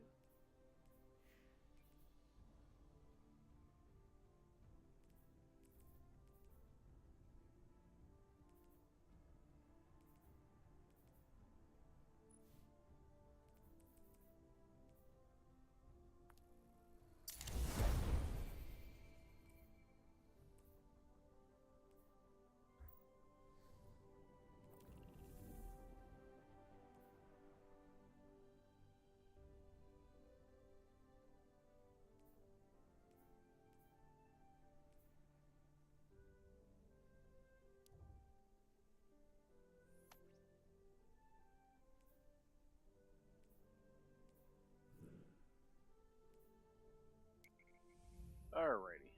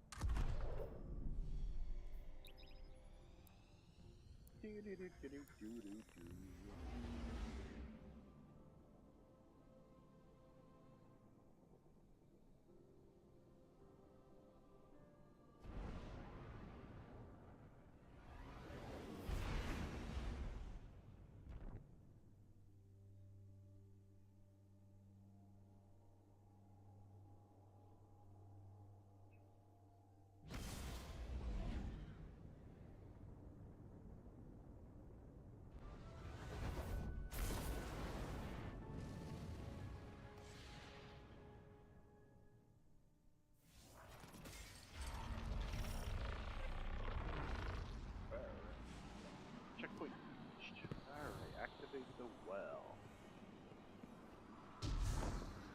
Taken. The witness must be using them to search The for witness us. must be used to search them. Okay.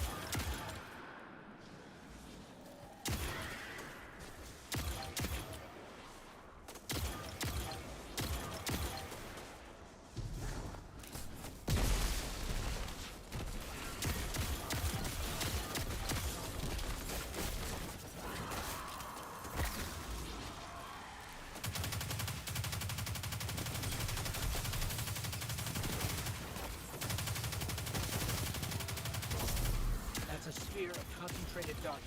Being detained in a resonant shell. Destroy it. Take that side off.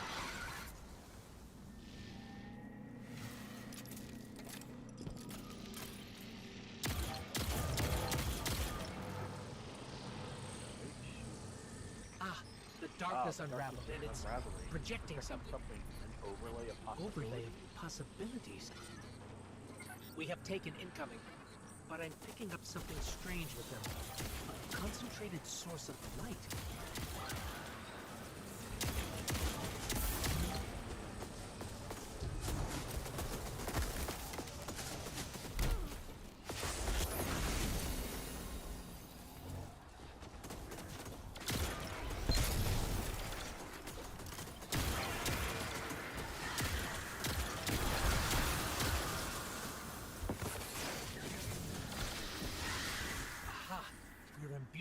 extra light now. Let's try activating that concentration of darkness again.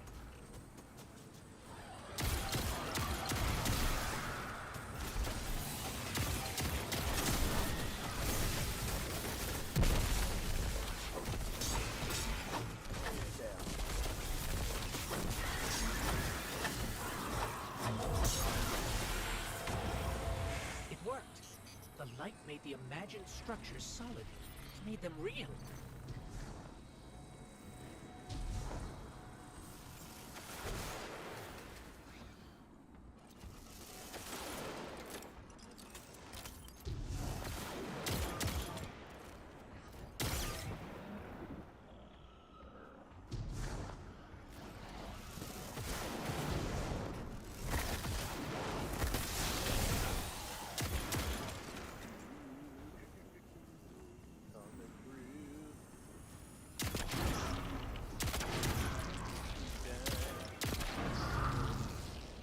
And they'll get shot down.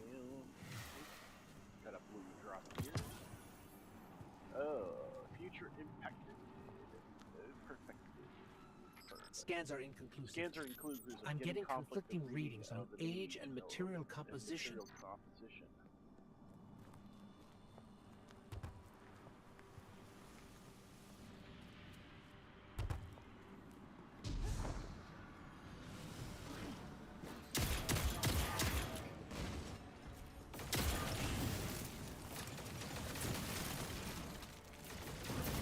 Guardian, I'm not sure what that creature is. Guardian, I'm not sure what type It of reads that like a scion, but its genetics are scrambled, changed. Agents of the Black Fleet. It don't Nezareth, matter now. Roth, Agents and of the Black Callus. Fleet, that's right. They were Roth just the and beginning. Callus, they were just the beginning.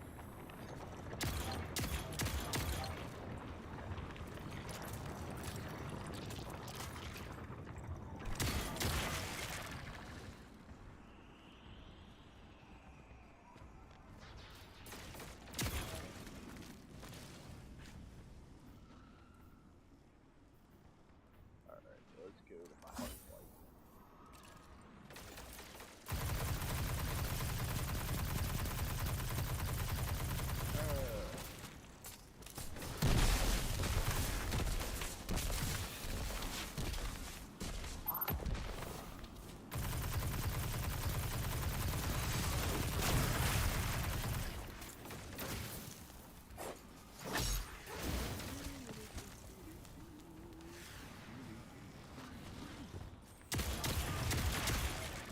Blow it up. You got blowed up.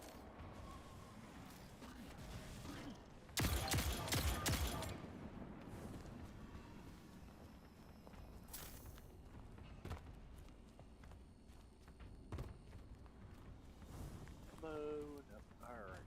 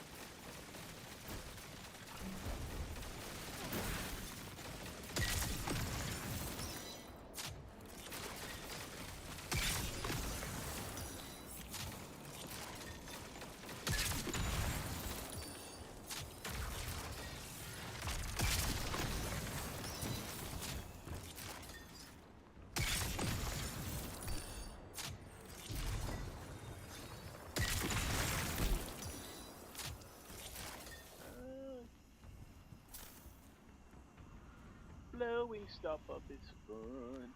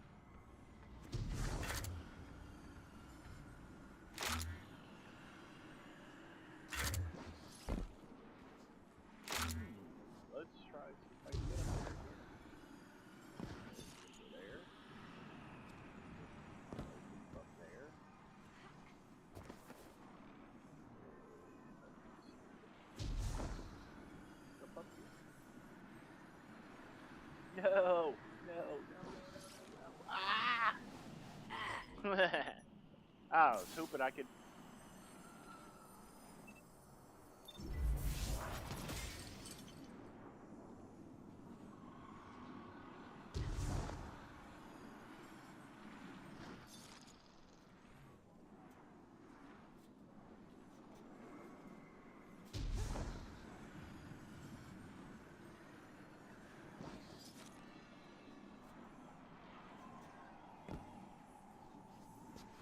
Alright. Well, I guess there's nothing there now. I was hoping there was something up there.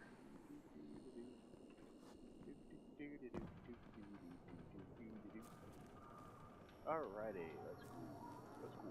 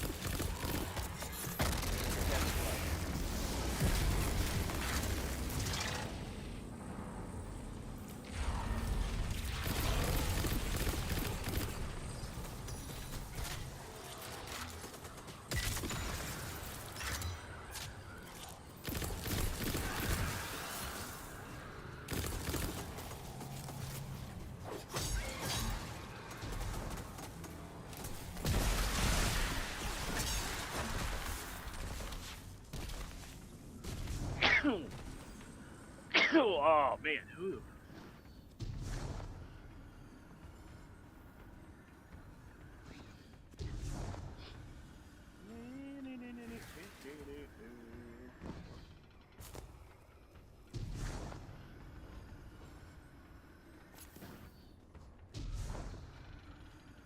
Phew.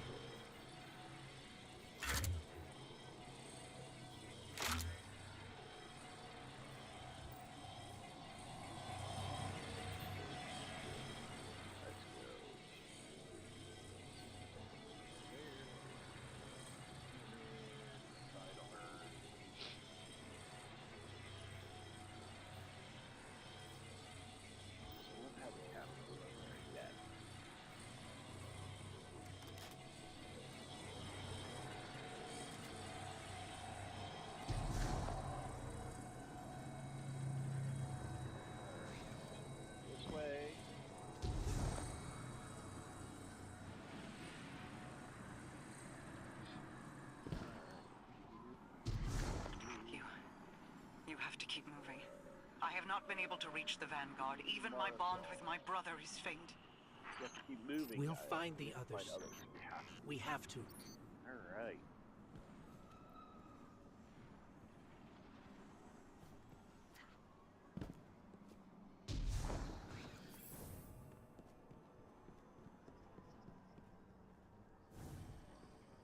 Oh, what do we have in here?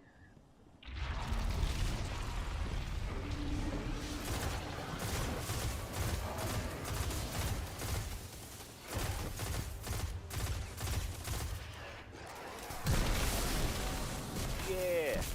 Yeah. Right.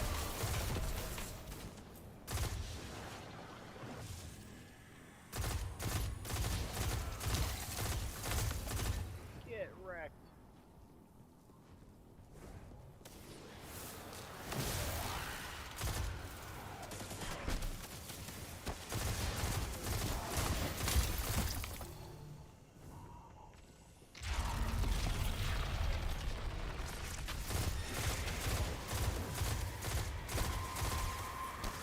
Guardian, I don't think we can win this fight. Oh, they're shielded, huh? Okay.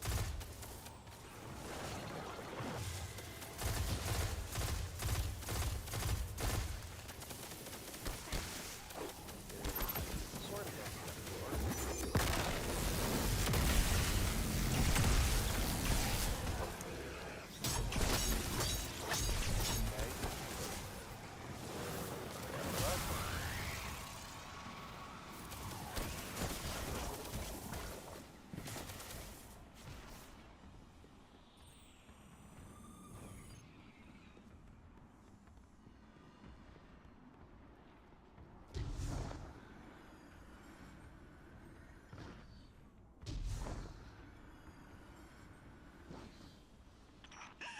The witness is pushing back against me, trying to exert its will over everything.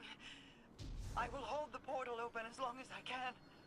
The fate of all things rests on you. Guardian, hurry.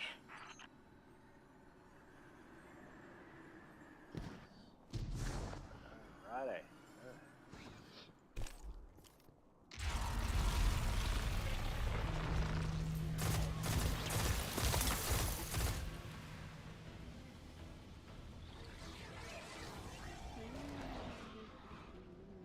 Uh-oh.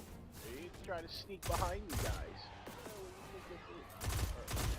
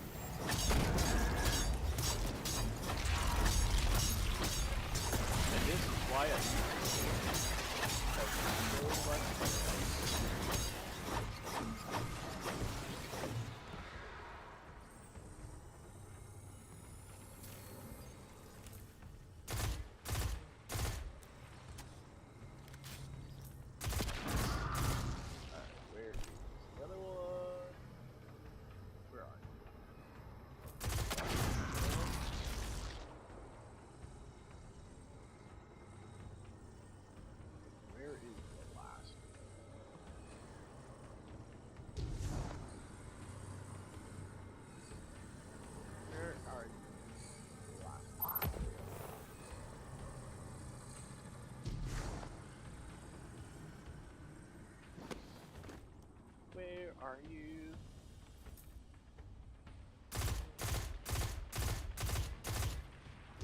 Over there.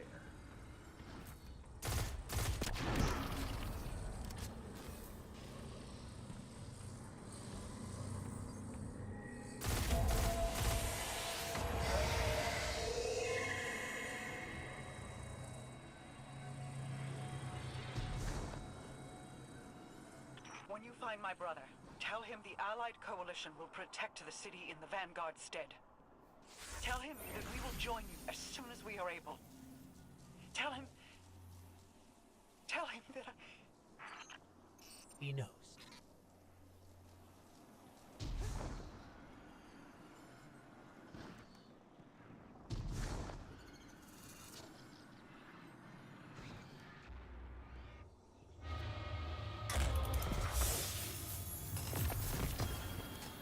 Oh, nice.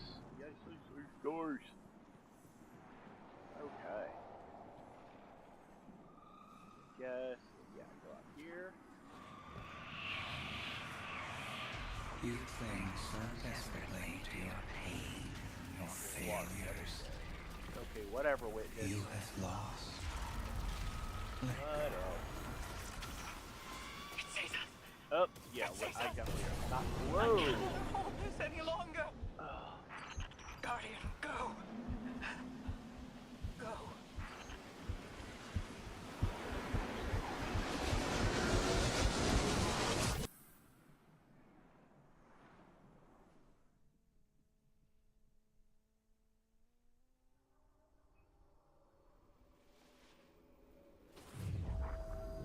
all right.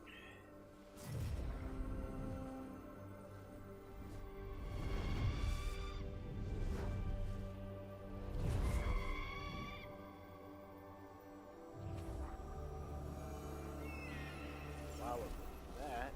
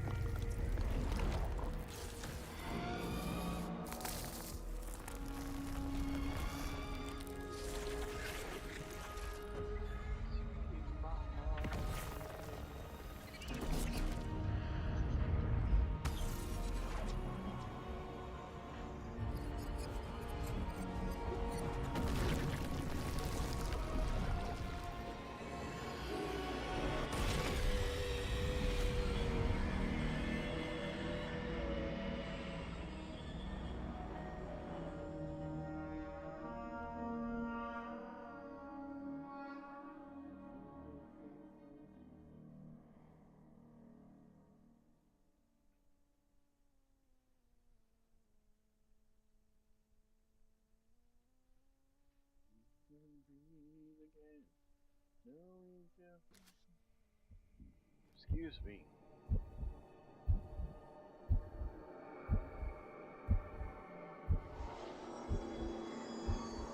Alright. Are we We alive? are... Is this... This is... Guardian. That vision. I think we're inside the Traveler.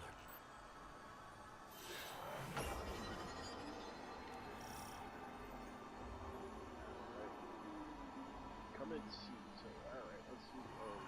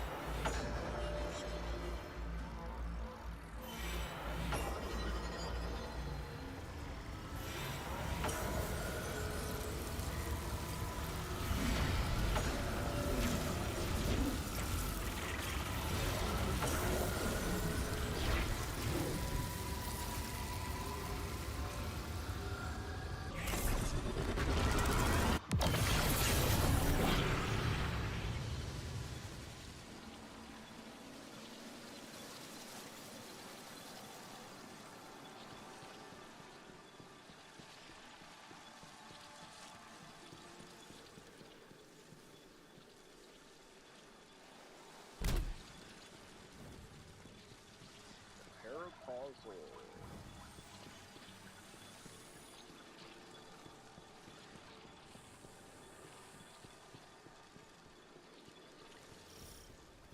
Whoa, okay. We're on the pale shore. We've crossed the We've crossed the threshold. threshold. This is it. We're really here. This is it. We're really here. Mara, Mara, I can't pick up anything. can't pick anything No up. comm signals from Seoul. Zavala, Ikora, do you read us?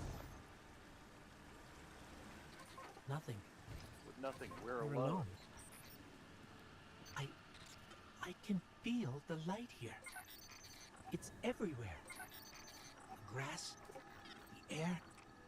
It's not what I expected the heart of the traveler would be like, but it's beautiful.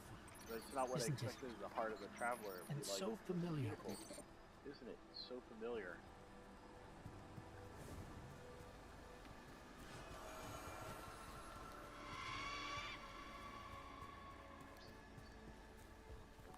This is city architecture. This is the city archive. Architecture. Not archive, architecture. Duh. Alright.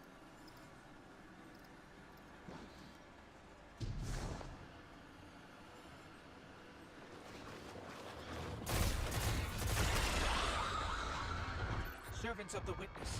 They must be remnants from a conquered species.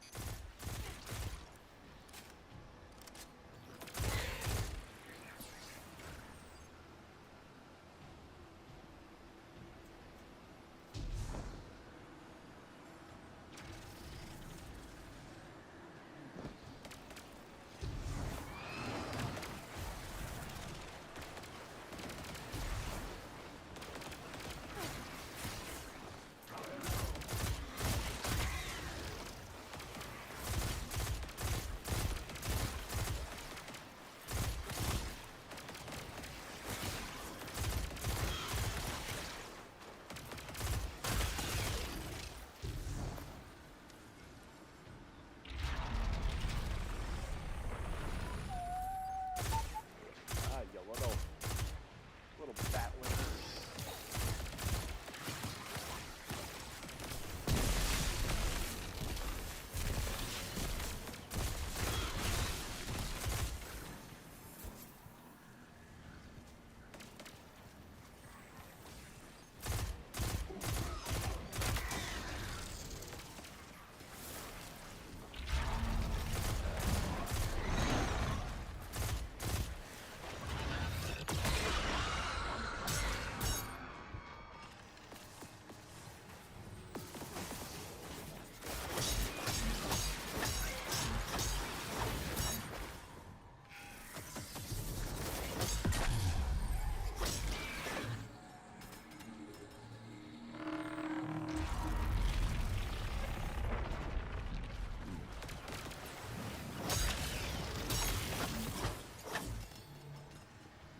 The darkest fair. Alrighty. Ah.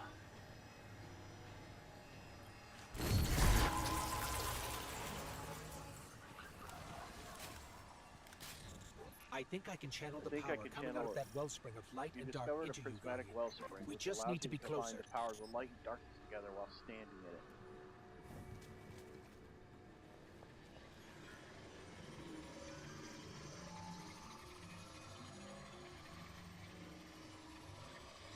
Guardian, there's a Guardian, wellspring there's of a wellspring paracausal called power. We can paracausal use it. Power we can use.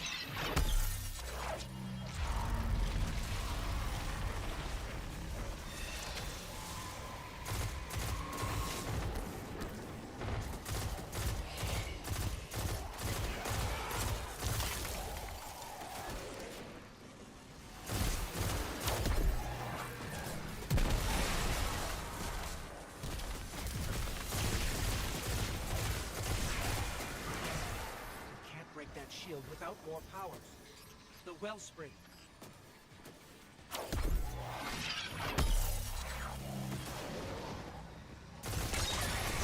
Our power tore right through their defenses.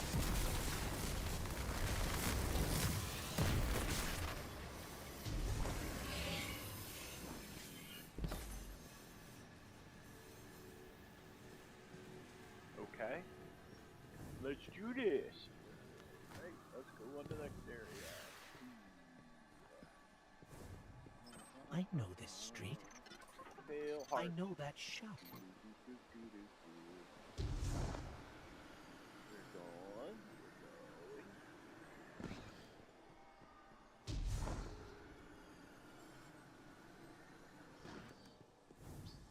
That's the tower.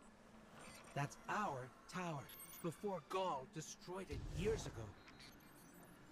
Wait.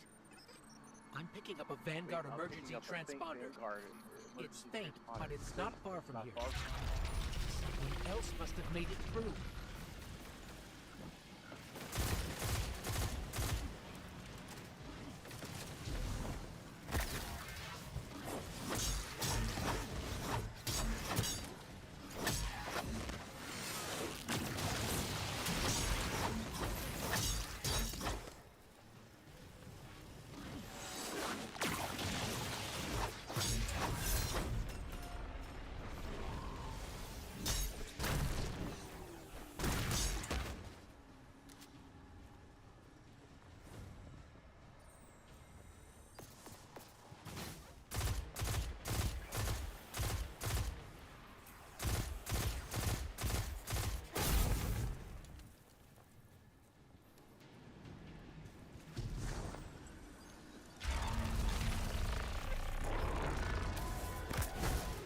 No!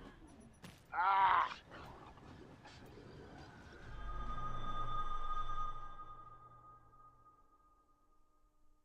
I got yeeted down.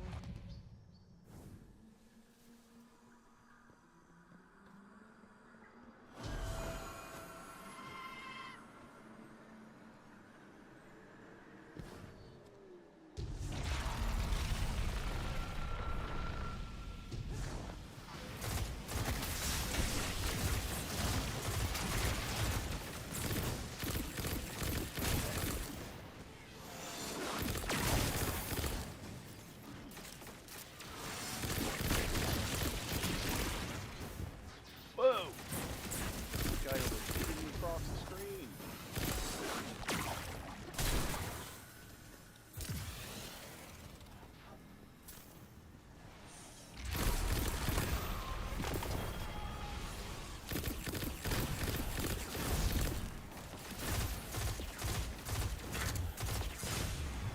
That's it, you're down.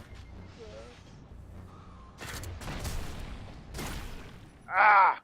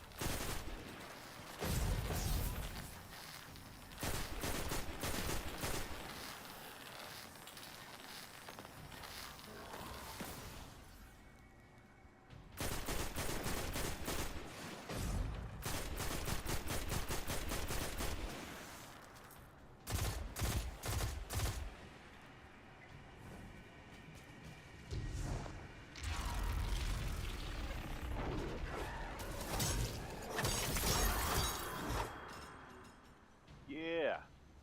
Got him.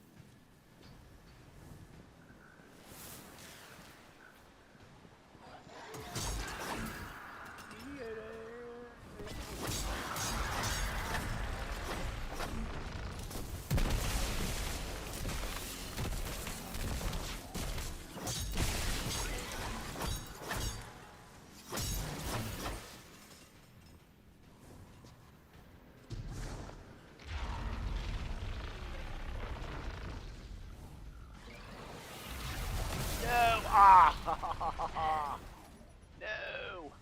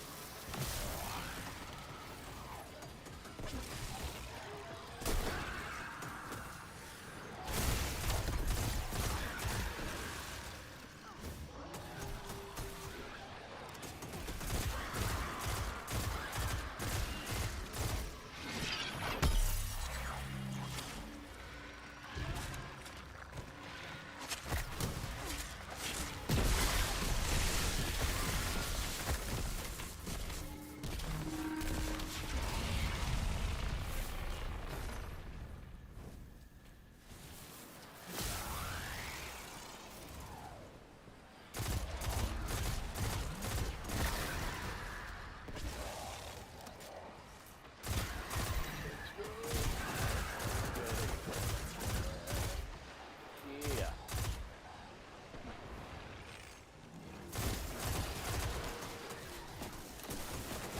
Ah! Missed. I cannot believe I missed that. The heck is that?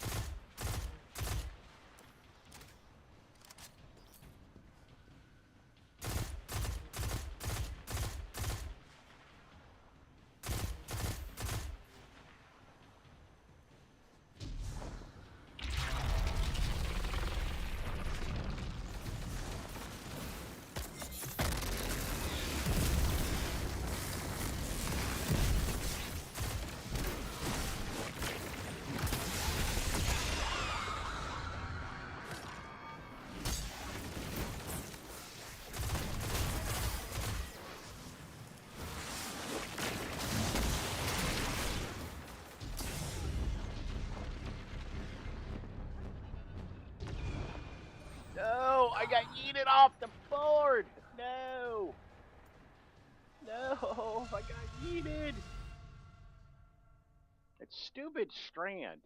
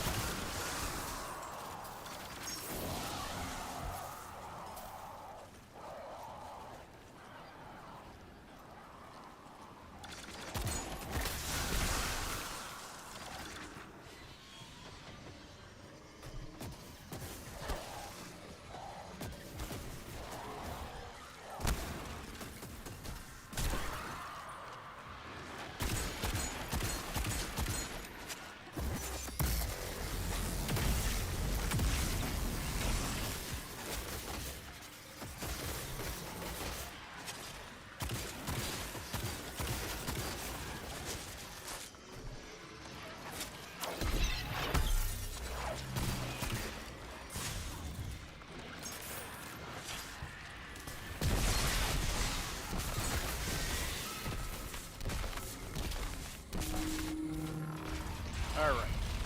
Now let's.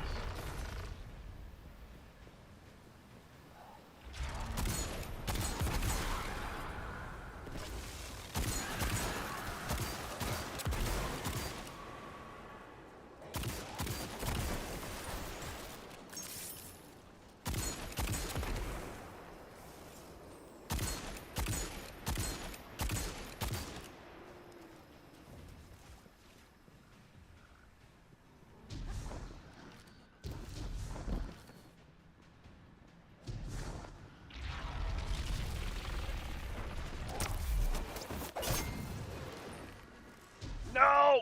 No! No! No! No! No! Ah, man. Ah.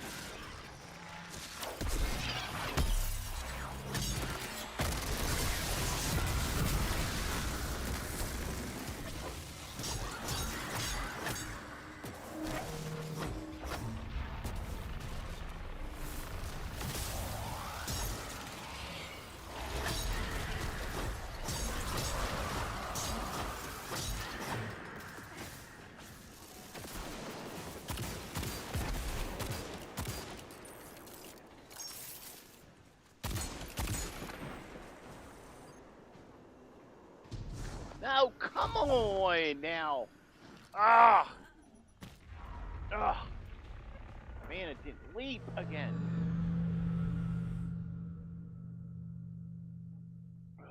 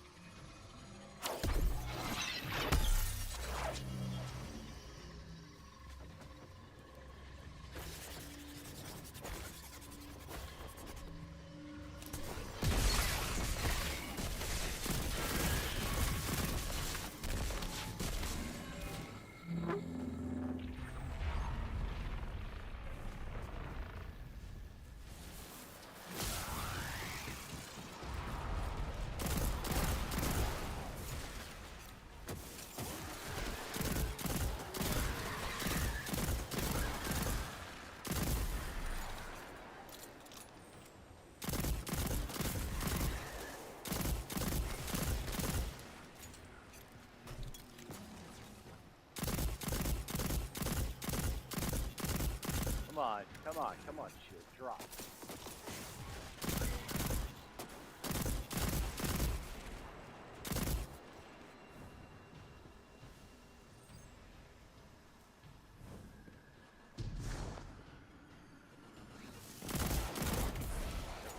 Down. Alright, get here.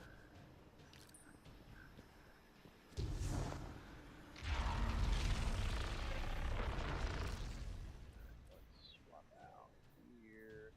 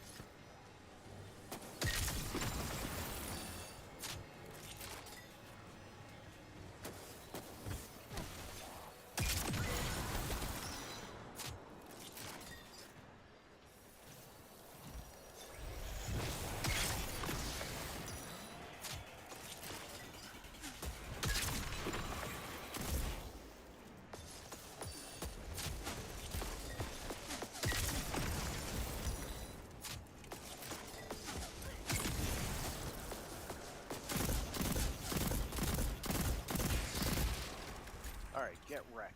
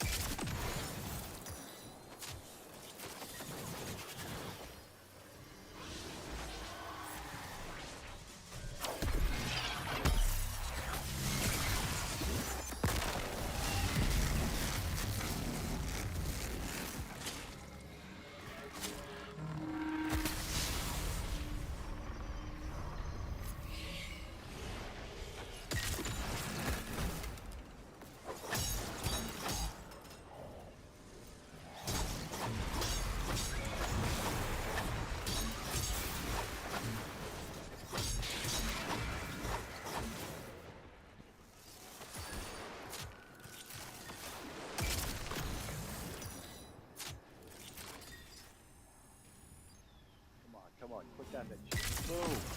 There you go. Get wrecked.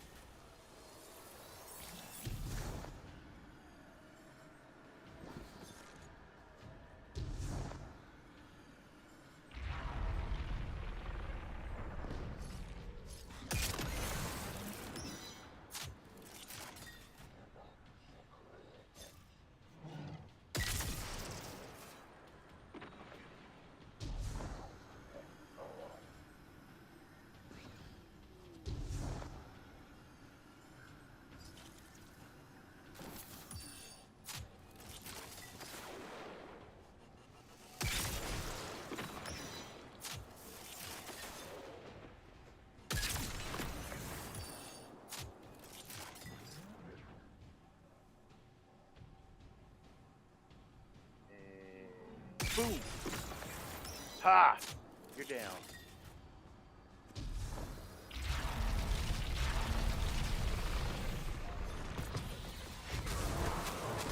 Ah, got it over. No, no, no, no, no, no, no, no, no, no, no, no, no, no, no!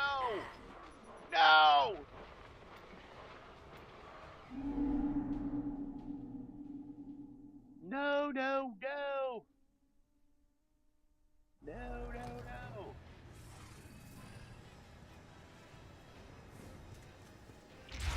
I mean, at least I don't have to start the whole thing over again, but dang it! I mean that.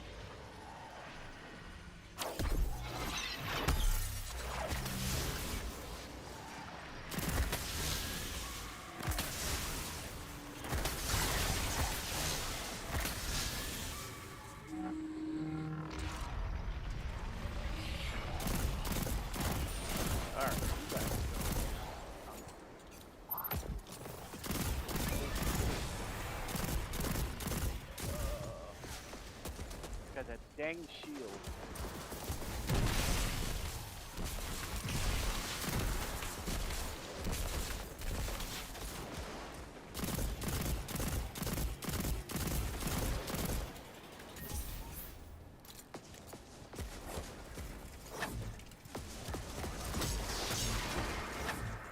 Yeah, you ain't that.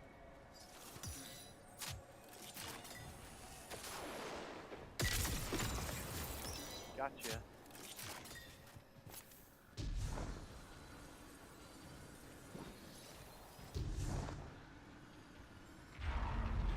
And I got to supercharge. Ah, missed it.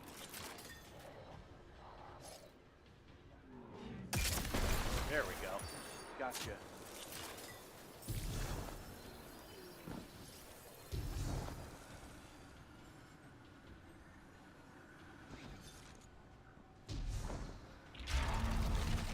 Yeah.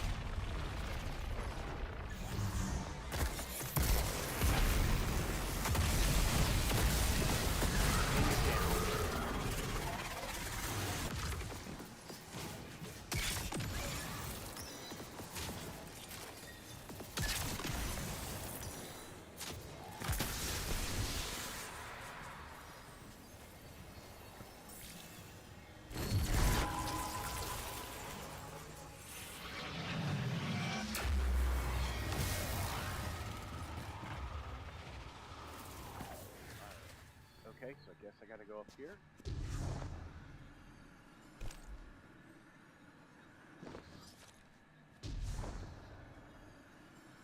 Oops.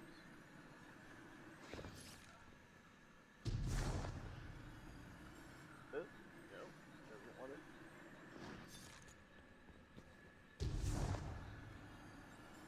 No! Alright, I gotta figure it. Okay. Let's jump here. Here.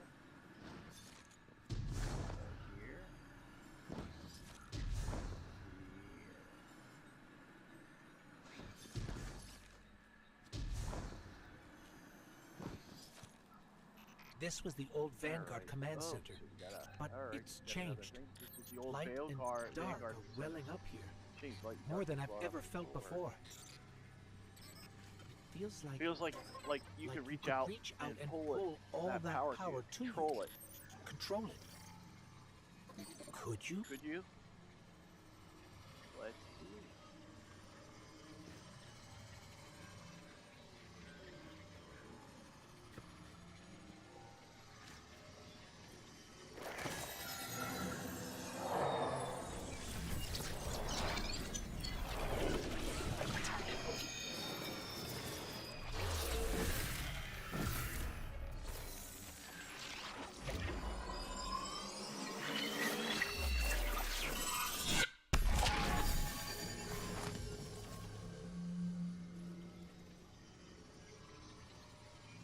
The line between light and dark is The line It's between gone. light and dark It's is gone. gone. It's Guardian, gone, you're- Guardian. You're now you fused with light and dark, into harmony. How? How? Prismatic Warlock harnesses both the power of light and dark. Alright, truth lies within the scenes between the light and the darkness details. Inspect your new Prismatic subclass. Open the subclass screen to select a combination of familiar abilities and new capabilities. Why? Okay. Transcendent. You resonate in perfect harmony with light and darkness. You gain increased ability, regeneration, increased weapon damage, and damage resistance against combat. Your grenade is replaced with a unique prismatic grenade that combines multiple damage types, defeating targets while Transcendent extends its duration. Achieve harmony by dealing damage with light and dark damage types equal measure by applying subclass buff to your kinetic allies. Kinetic damage generates both light and dark energy, while Transcendence is active. Your grenade is replaced with unique prismatic grade, dealing both light and dark damage. Oh, okay. While using your prismatic, we already talked about that. Freezing singularity, territorial mass of void, energy stasis status, and on the impact deploy the miniature black hole orbiting a slow field. During this duration, the black hole will implode, suppressing and dealing heavy damage to all nearby enemies. Slow target freeze, okay. First glide. Oh.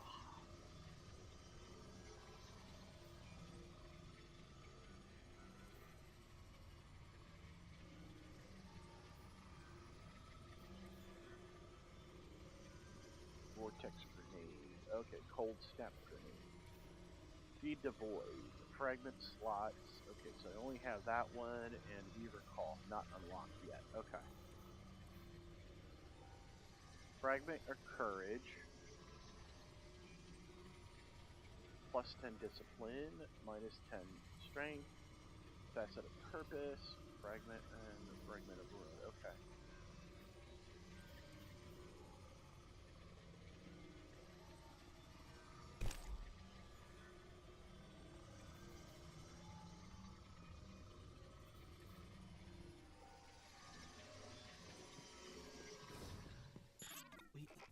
We can use this. We're stronger than ever. We're stronger than Let's we've go. ever been. We can The use transponder this. isn't far. Let's go. The transponder signal isn't far. The signal's coming from here. Place Valley. That signal's coming from. Wait. There's something. Guardian, watch out!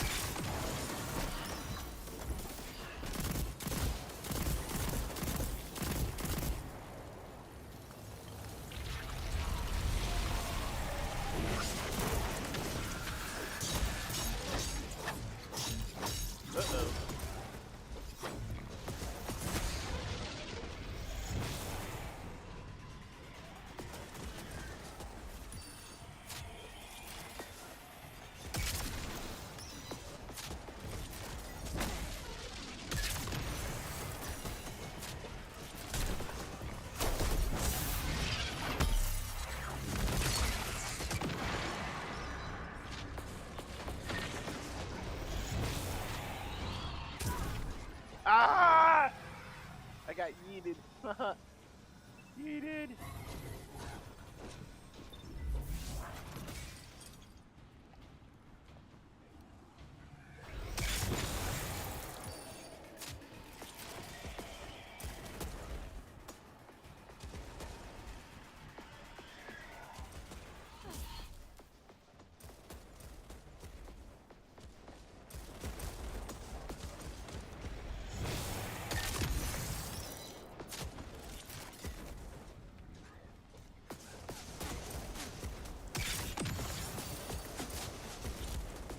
Back in. Okay.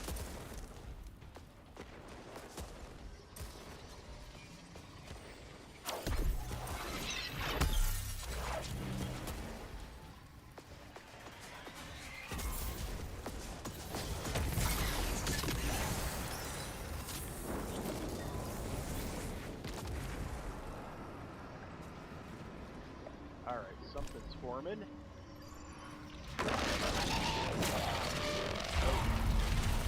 Oh,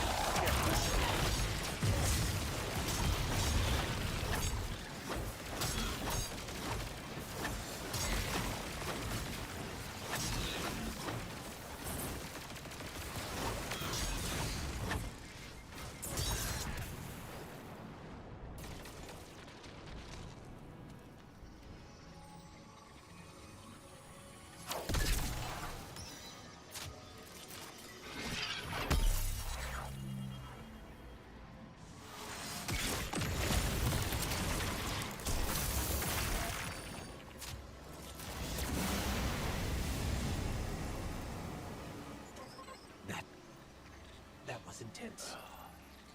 I think I need to. that was intense. I think I need a minute. Yeah, what is that? Upgrade module. Uh-oh. What is happening?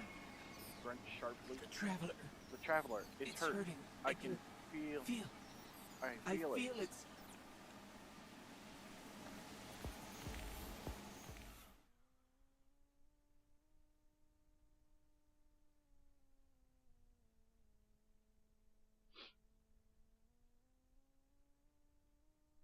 You never run out. You never. 'Cause I can breathe again. Knowing I can breathe again.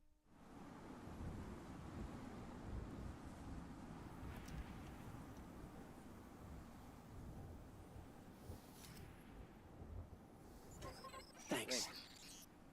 So, So what's next? What's next? We're outmatched. We're out outmatched. alone, and We're this is alone, the and- place. and And what's that what noise? is that noise?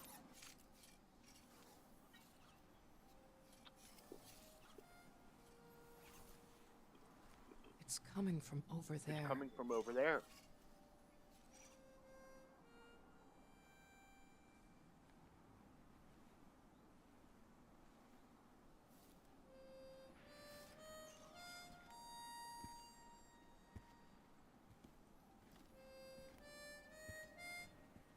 You gotta get better boots, Crow. I could hear you coming a mile away. You got to get Now, better Aldrin. boots. Now, Aldrin. He can could sneak up on a a fella. fella. You're not Crow. They're not Crow.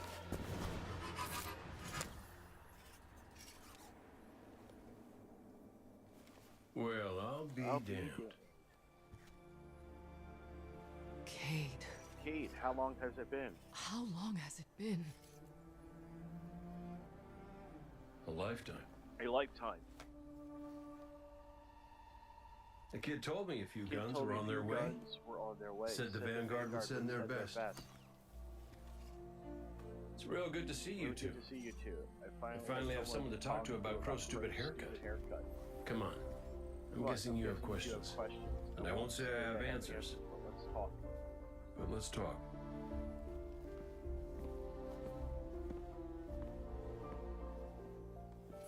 I like Crow's haircut.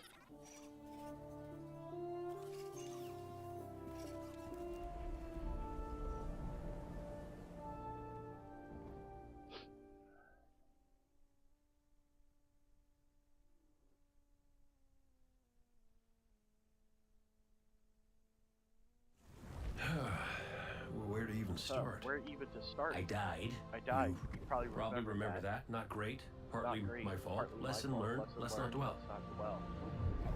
And after that, nothing. Nothing. But not a bad Not that nothing. bad nothing. A peaceful nothing. Peaceful nothing.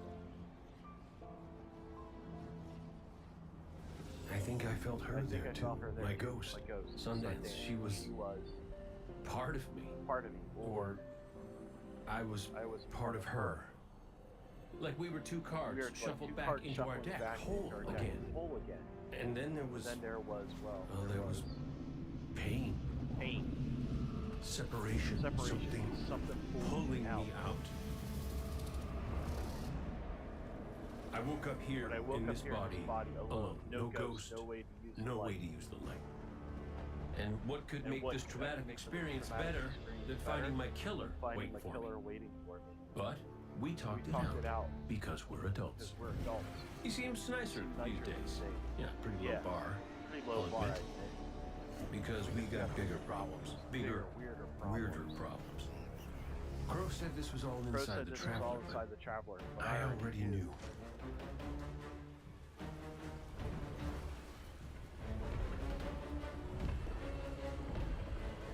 It's in pain. It's in pain. Pain I can feel. I can feel. Somebody's up in that Somebody's monolith with up their there hand and on a monolith knife. has their hand on the Crow knife. calls it the Crow witness. calls it the witness. And what it's doing out here And what has a it's name doing too. out here has a name too.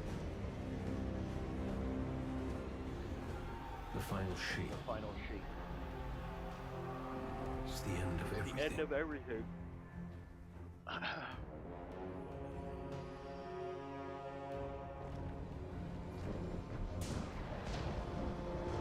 So I figured.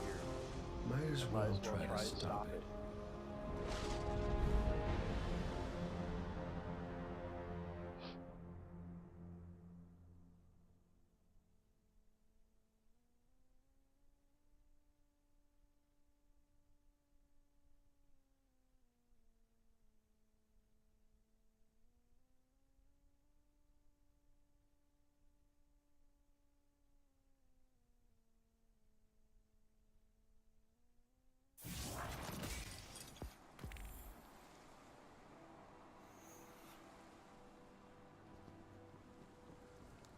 I know I said it already, but it is good to see you.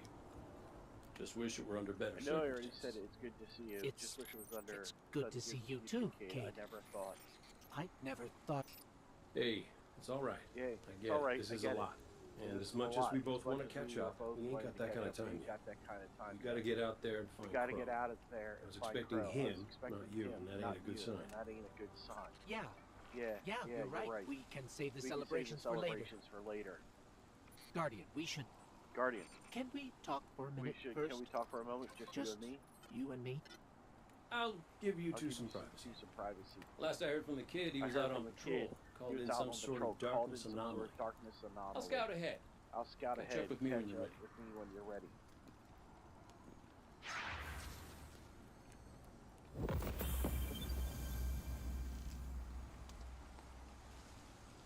Confer with ghosts at the refuge of the speakers.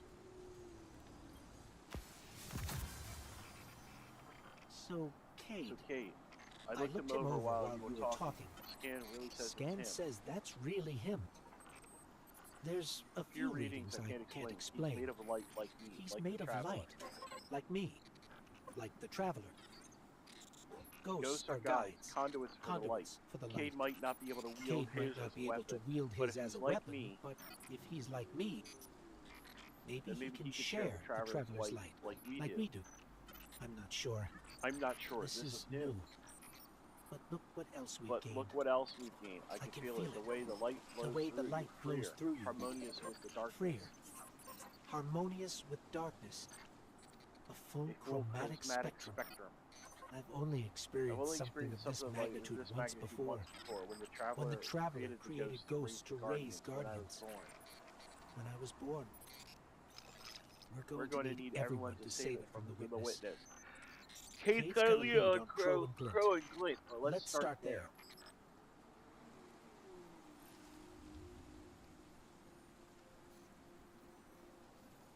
All right. Acquire.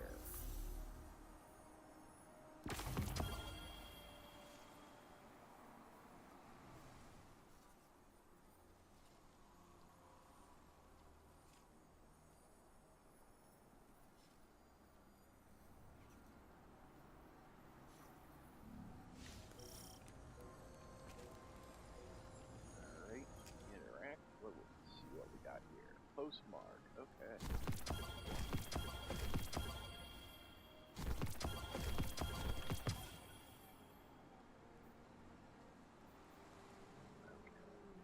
Combat boat, want to hang on to that. Let's see here. We can dismantle that one. Let's see. 48, 47, 47. Let's see what we got.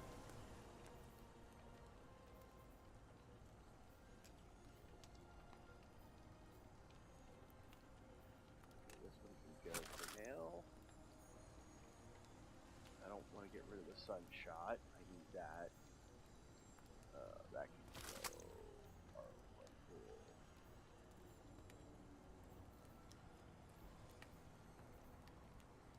Sun, controlling vision.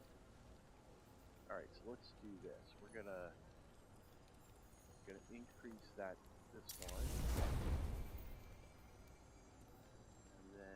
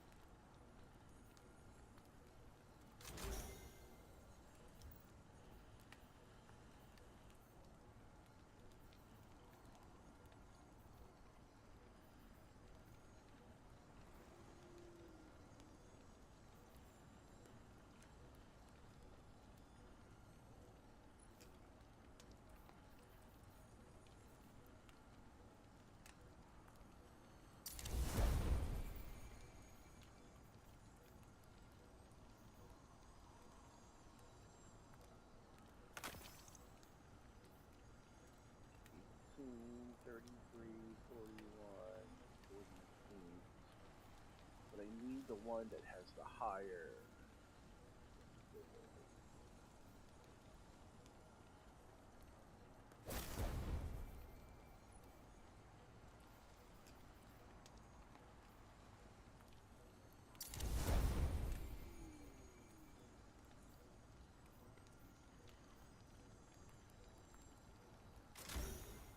Alright, let's upgrade it for now.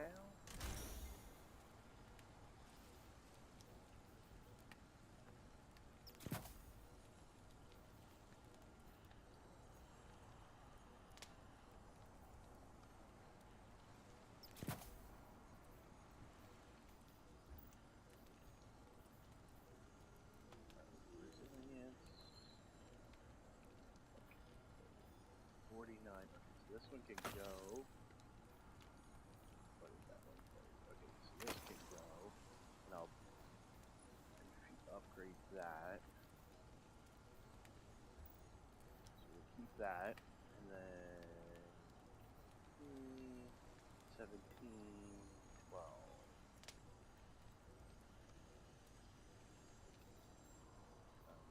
Okay, that one can go.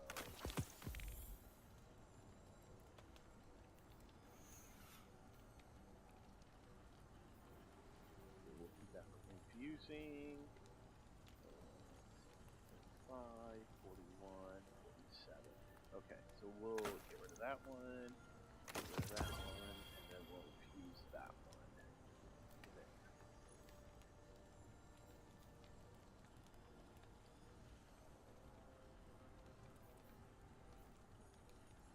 Okay. Now, I need to go back to the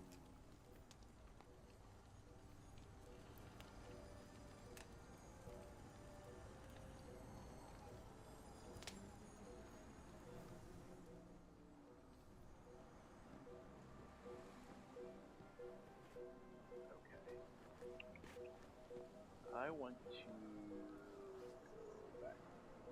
I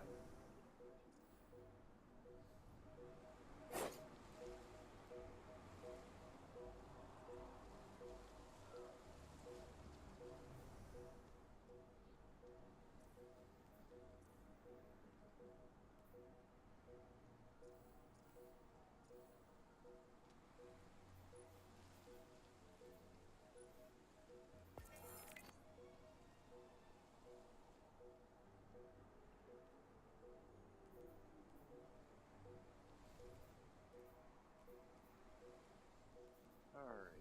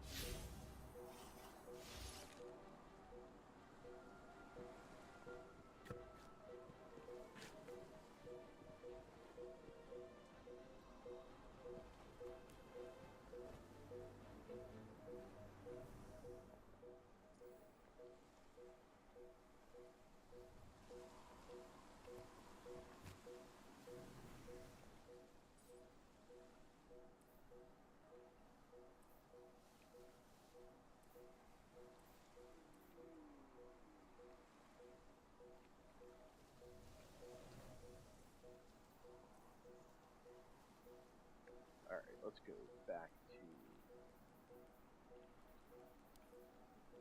gameplay.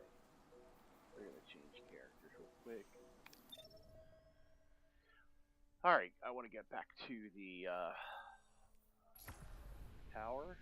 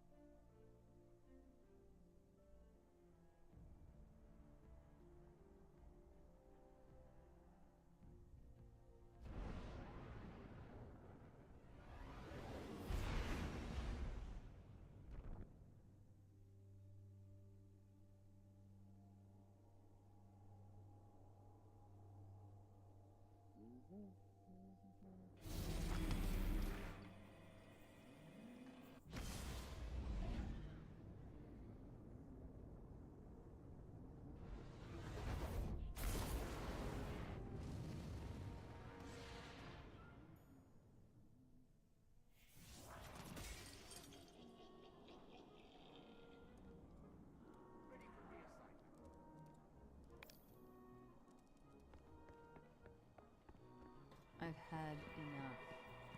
Guardian. Your return honors me, Guardian.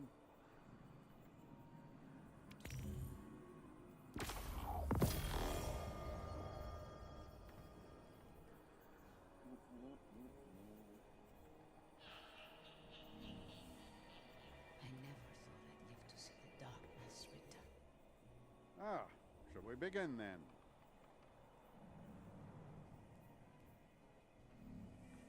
All right.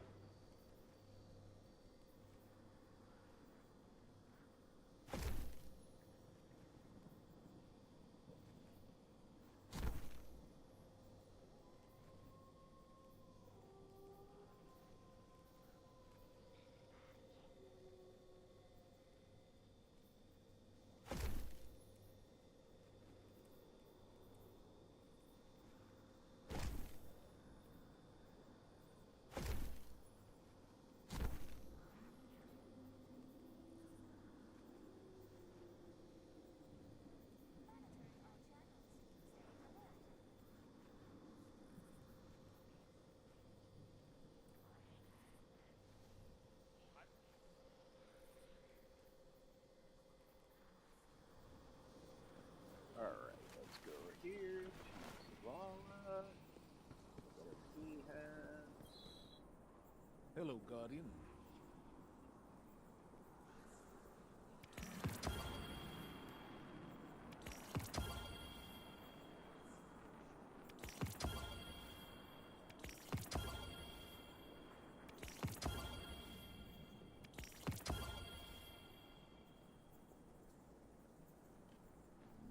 Be brave. Hello, Guardian.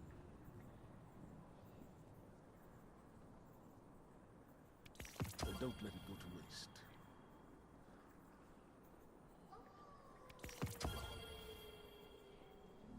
Be brave. All right, yeah. We're gonna go over here. Welcome back.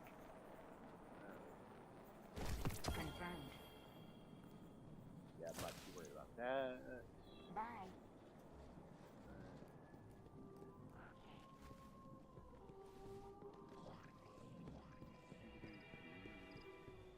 Do you have something for me, Guardian?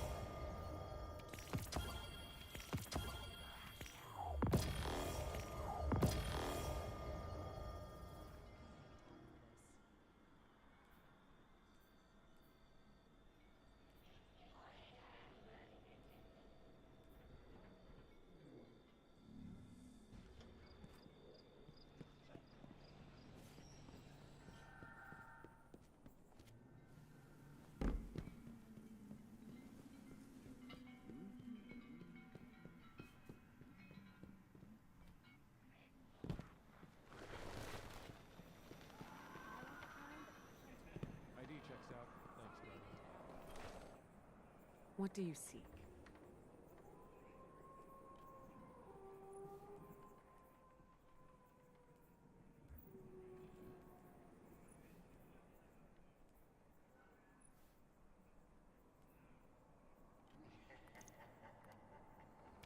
It's yours.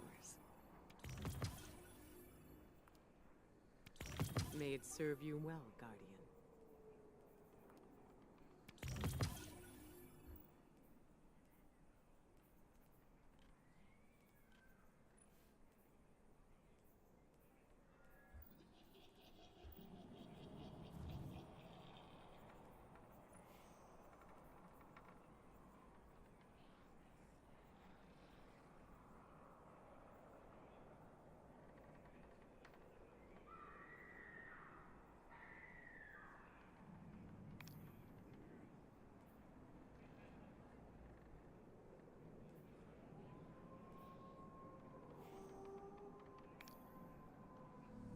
Walk in the light. What have you learned, Guardian?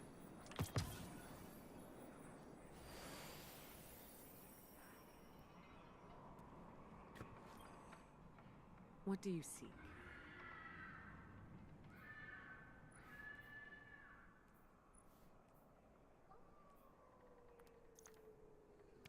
It's yours.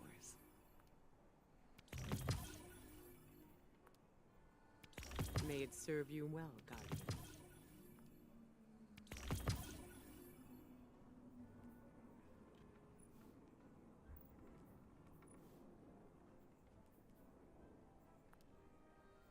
It's yours.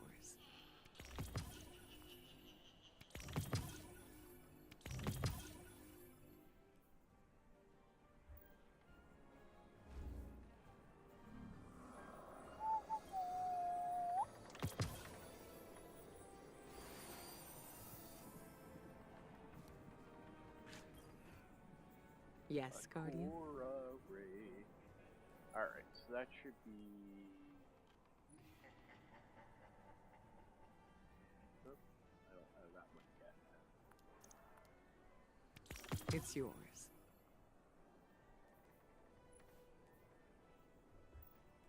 Okay, that should be everything in that one.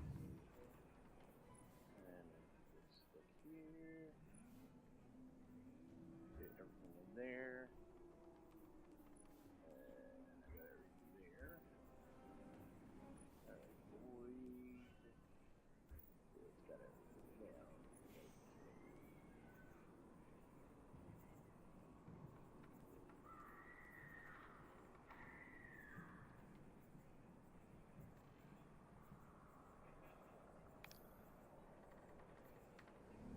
Come back safe.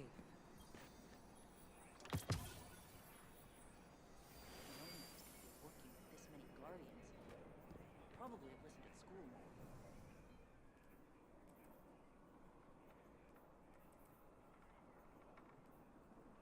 Do you have knowledge to share?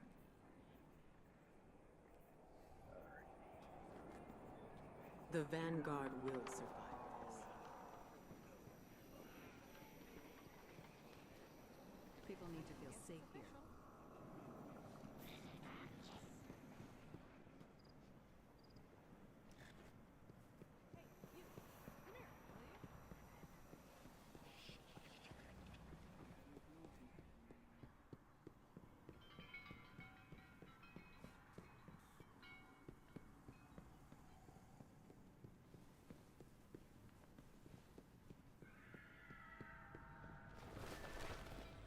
Lot of tech floating out there in the reef. Good and bad.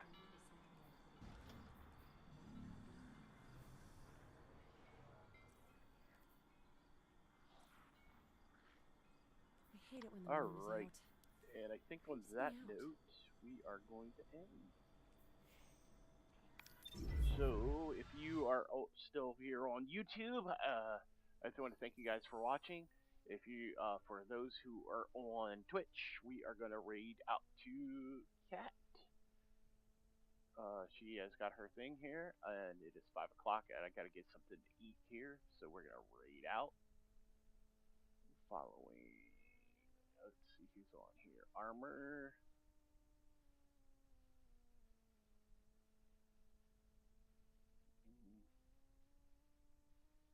make sure before I do that, we're gonna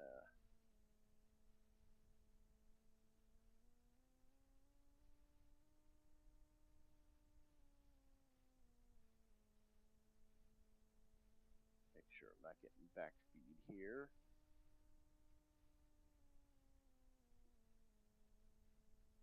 Open volume mixer. Alright, output device. We're gonna go to there.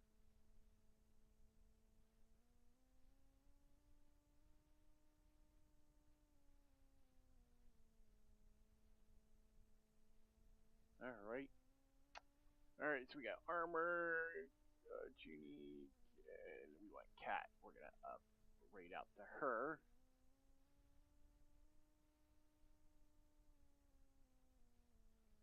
Alright. Guys, and as we always, thank you.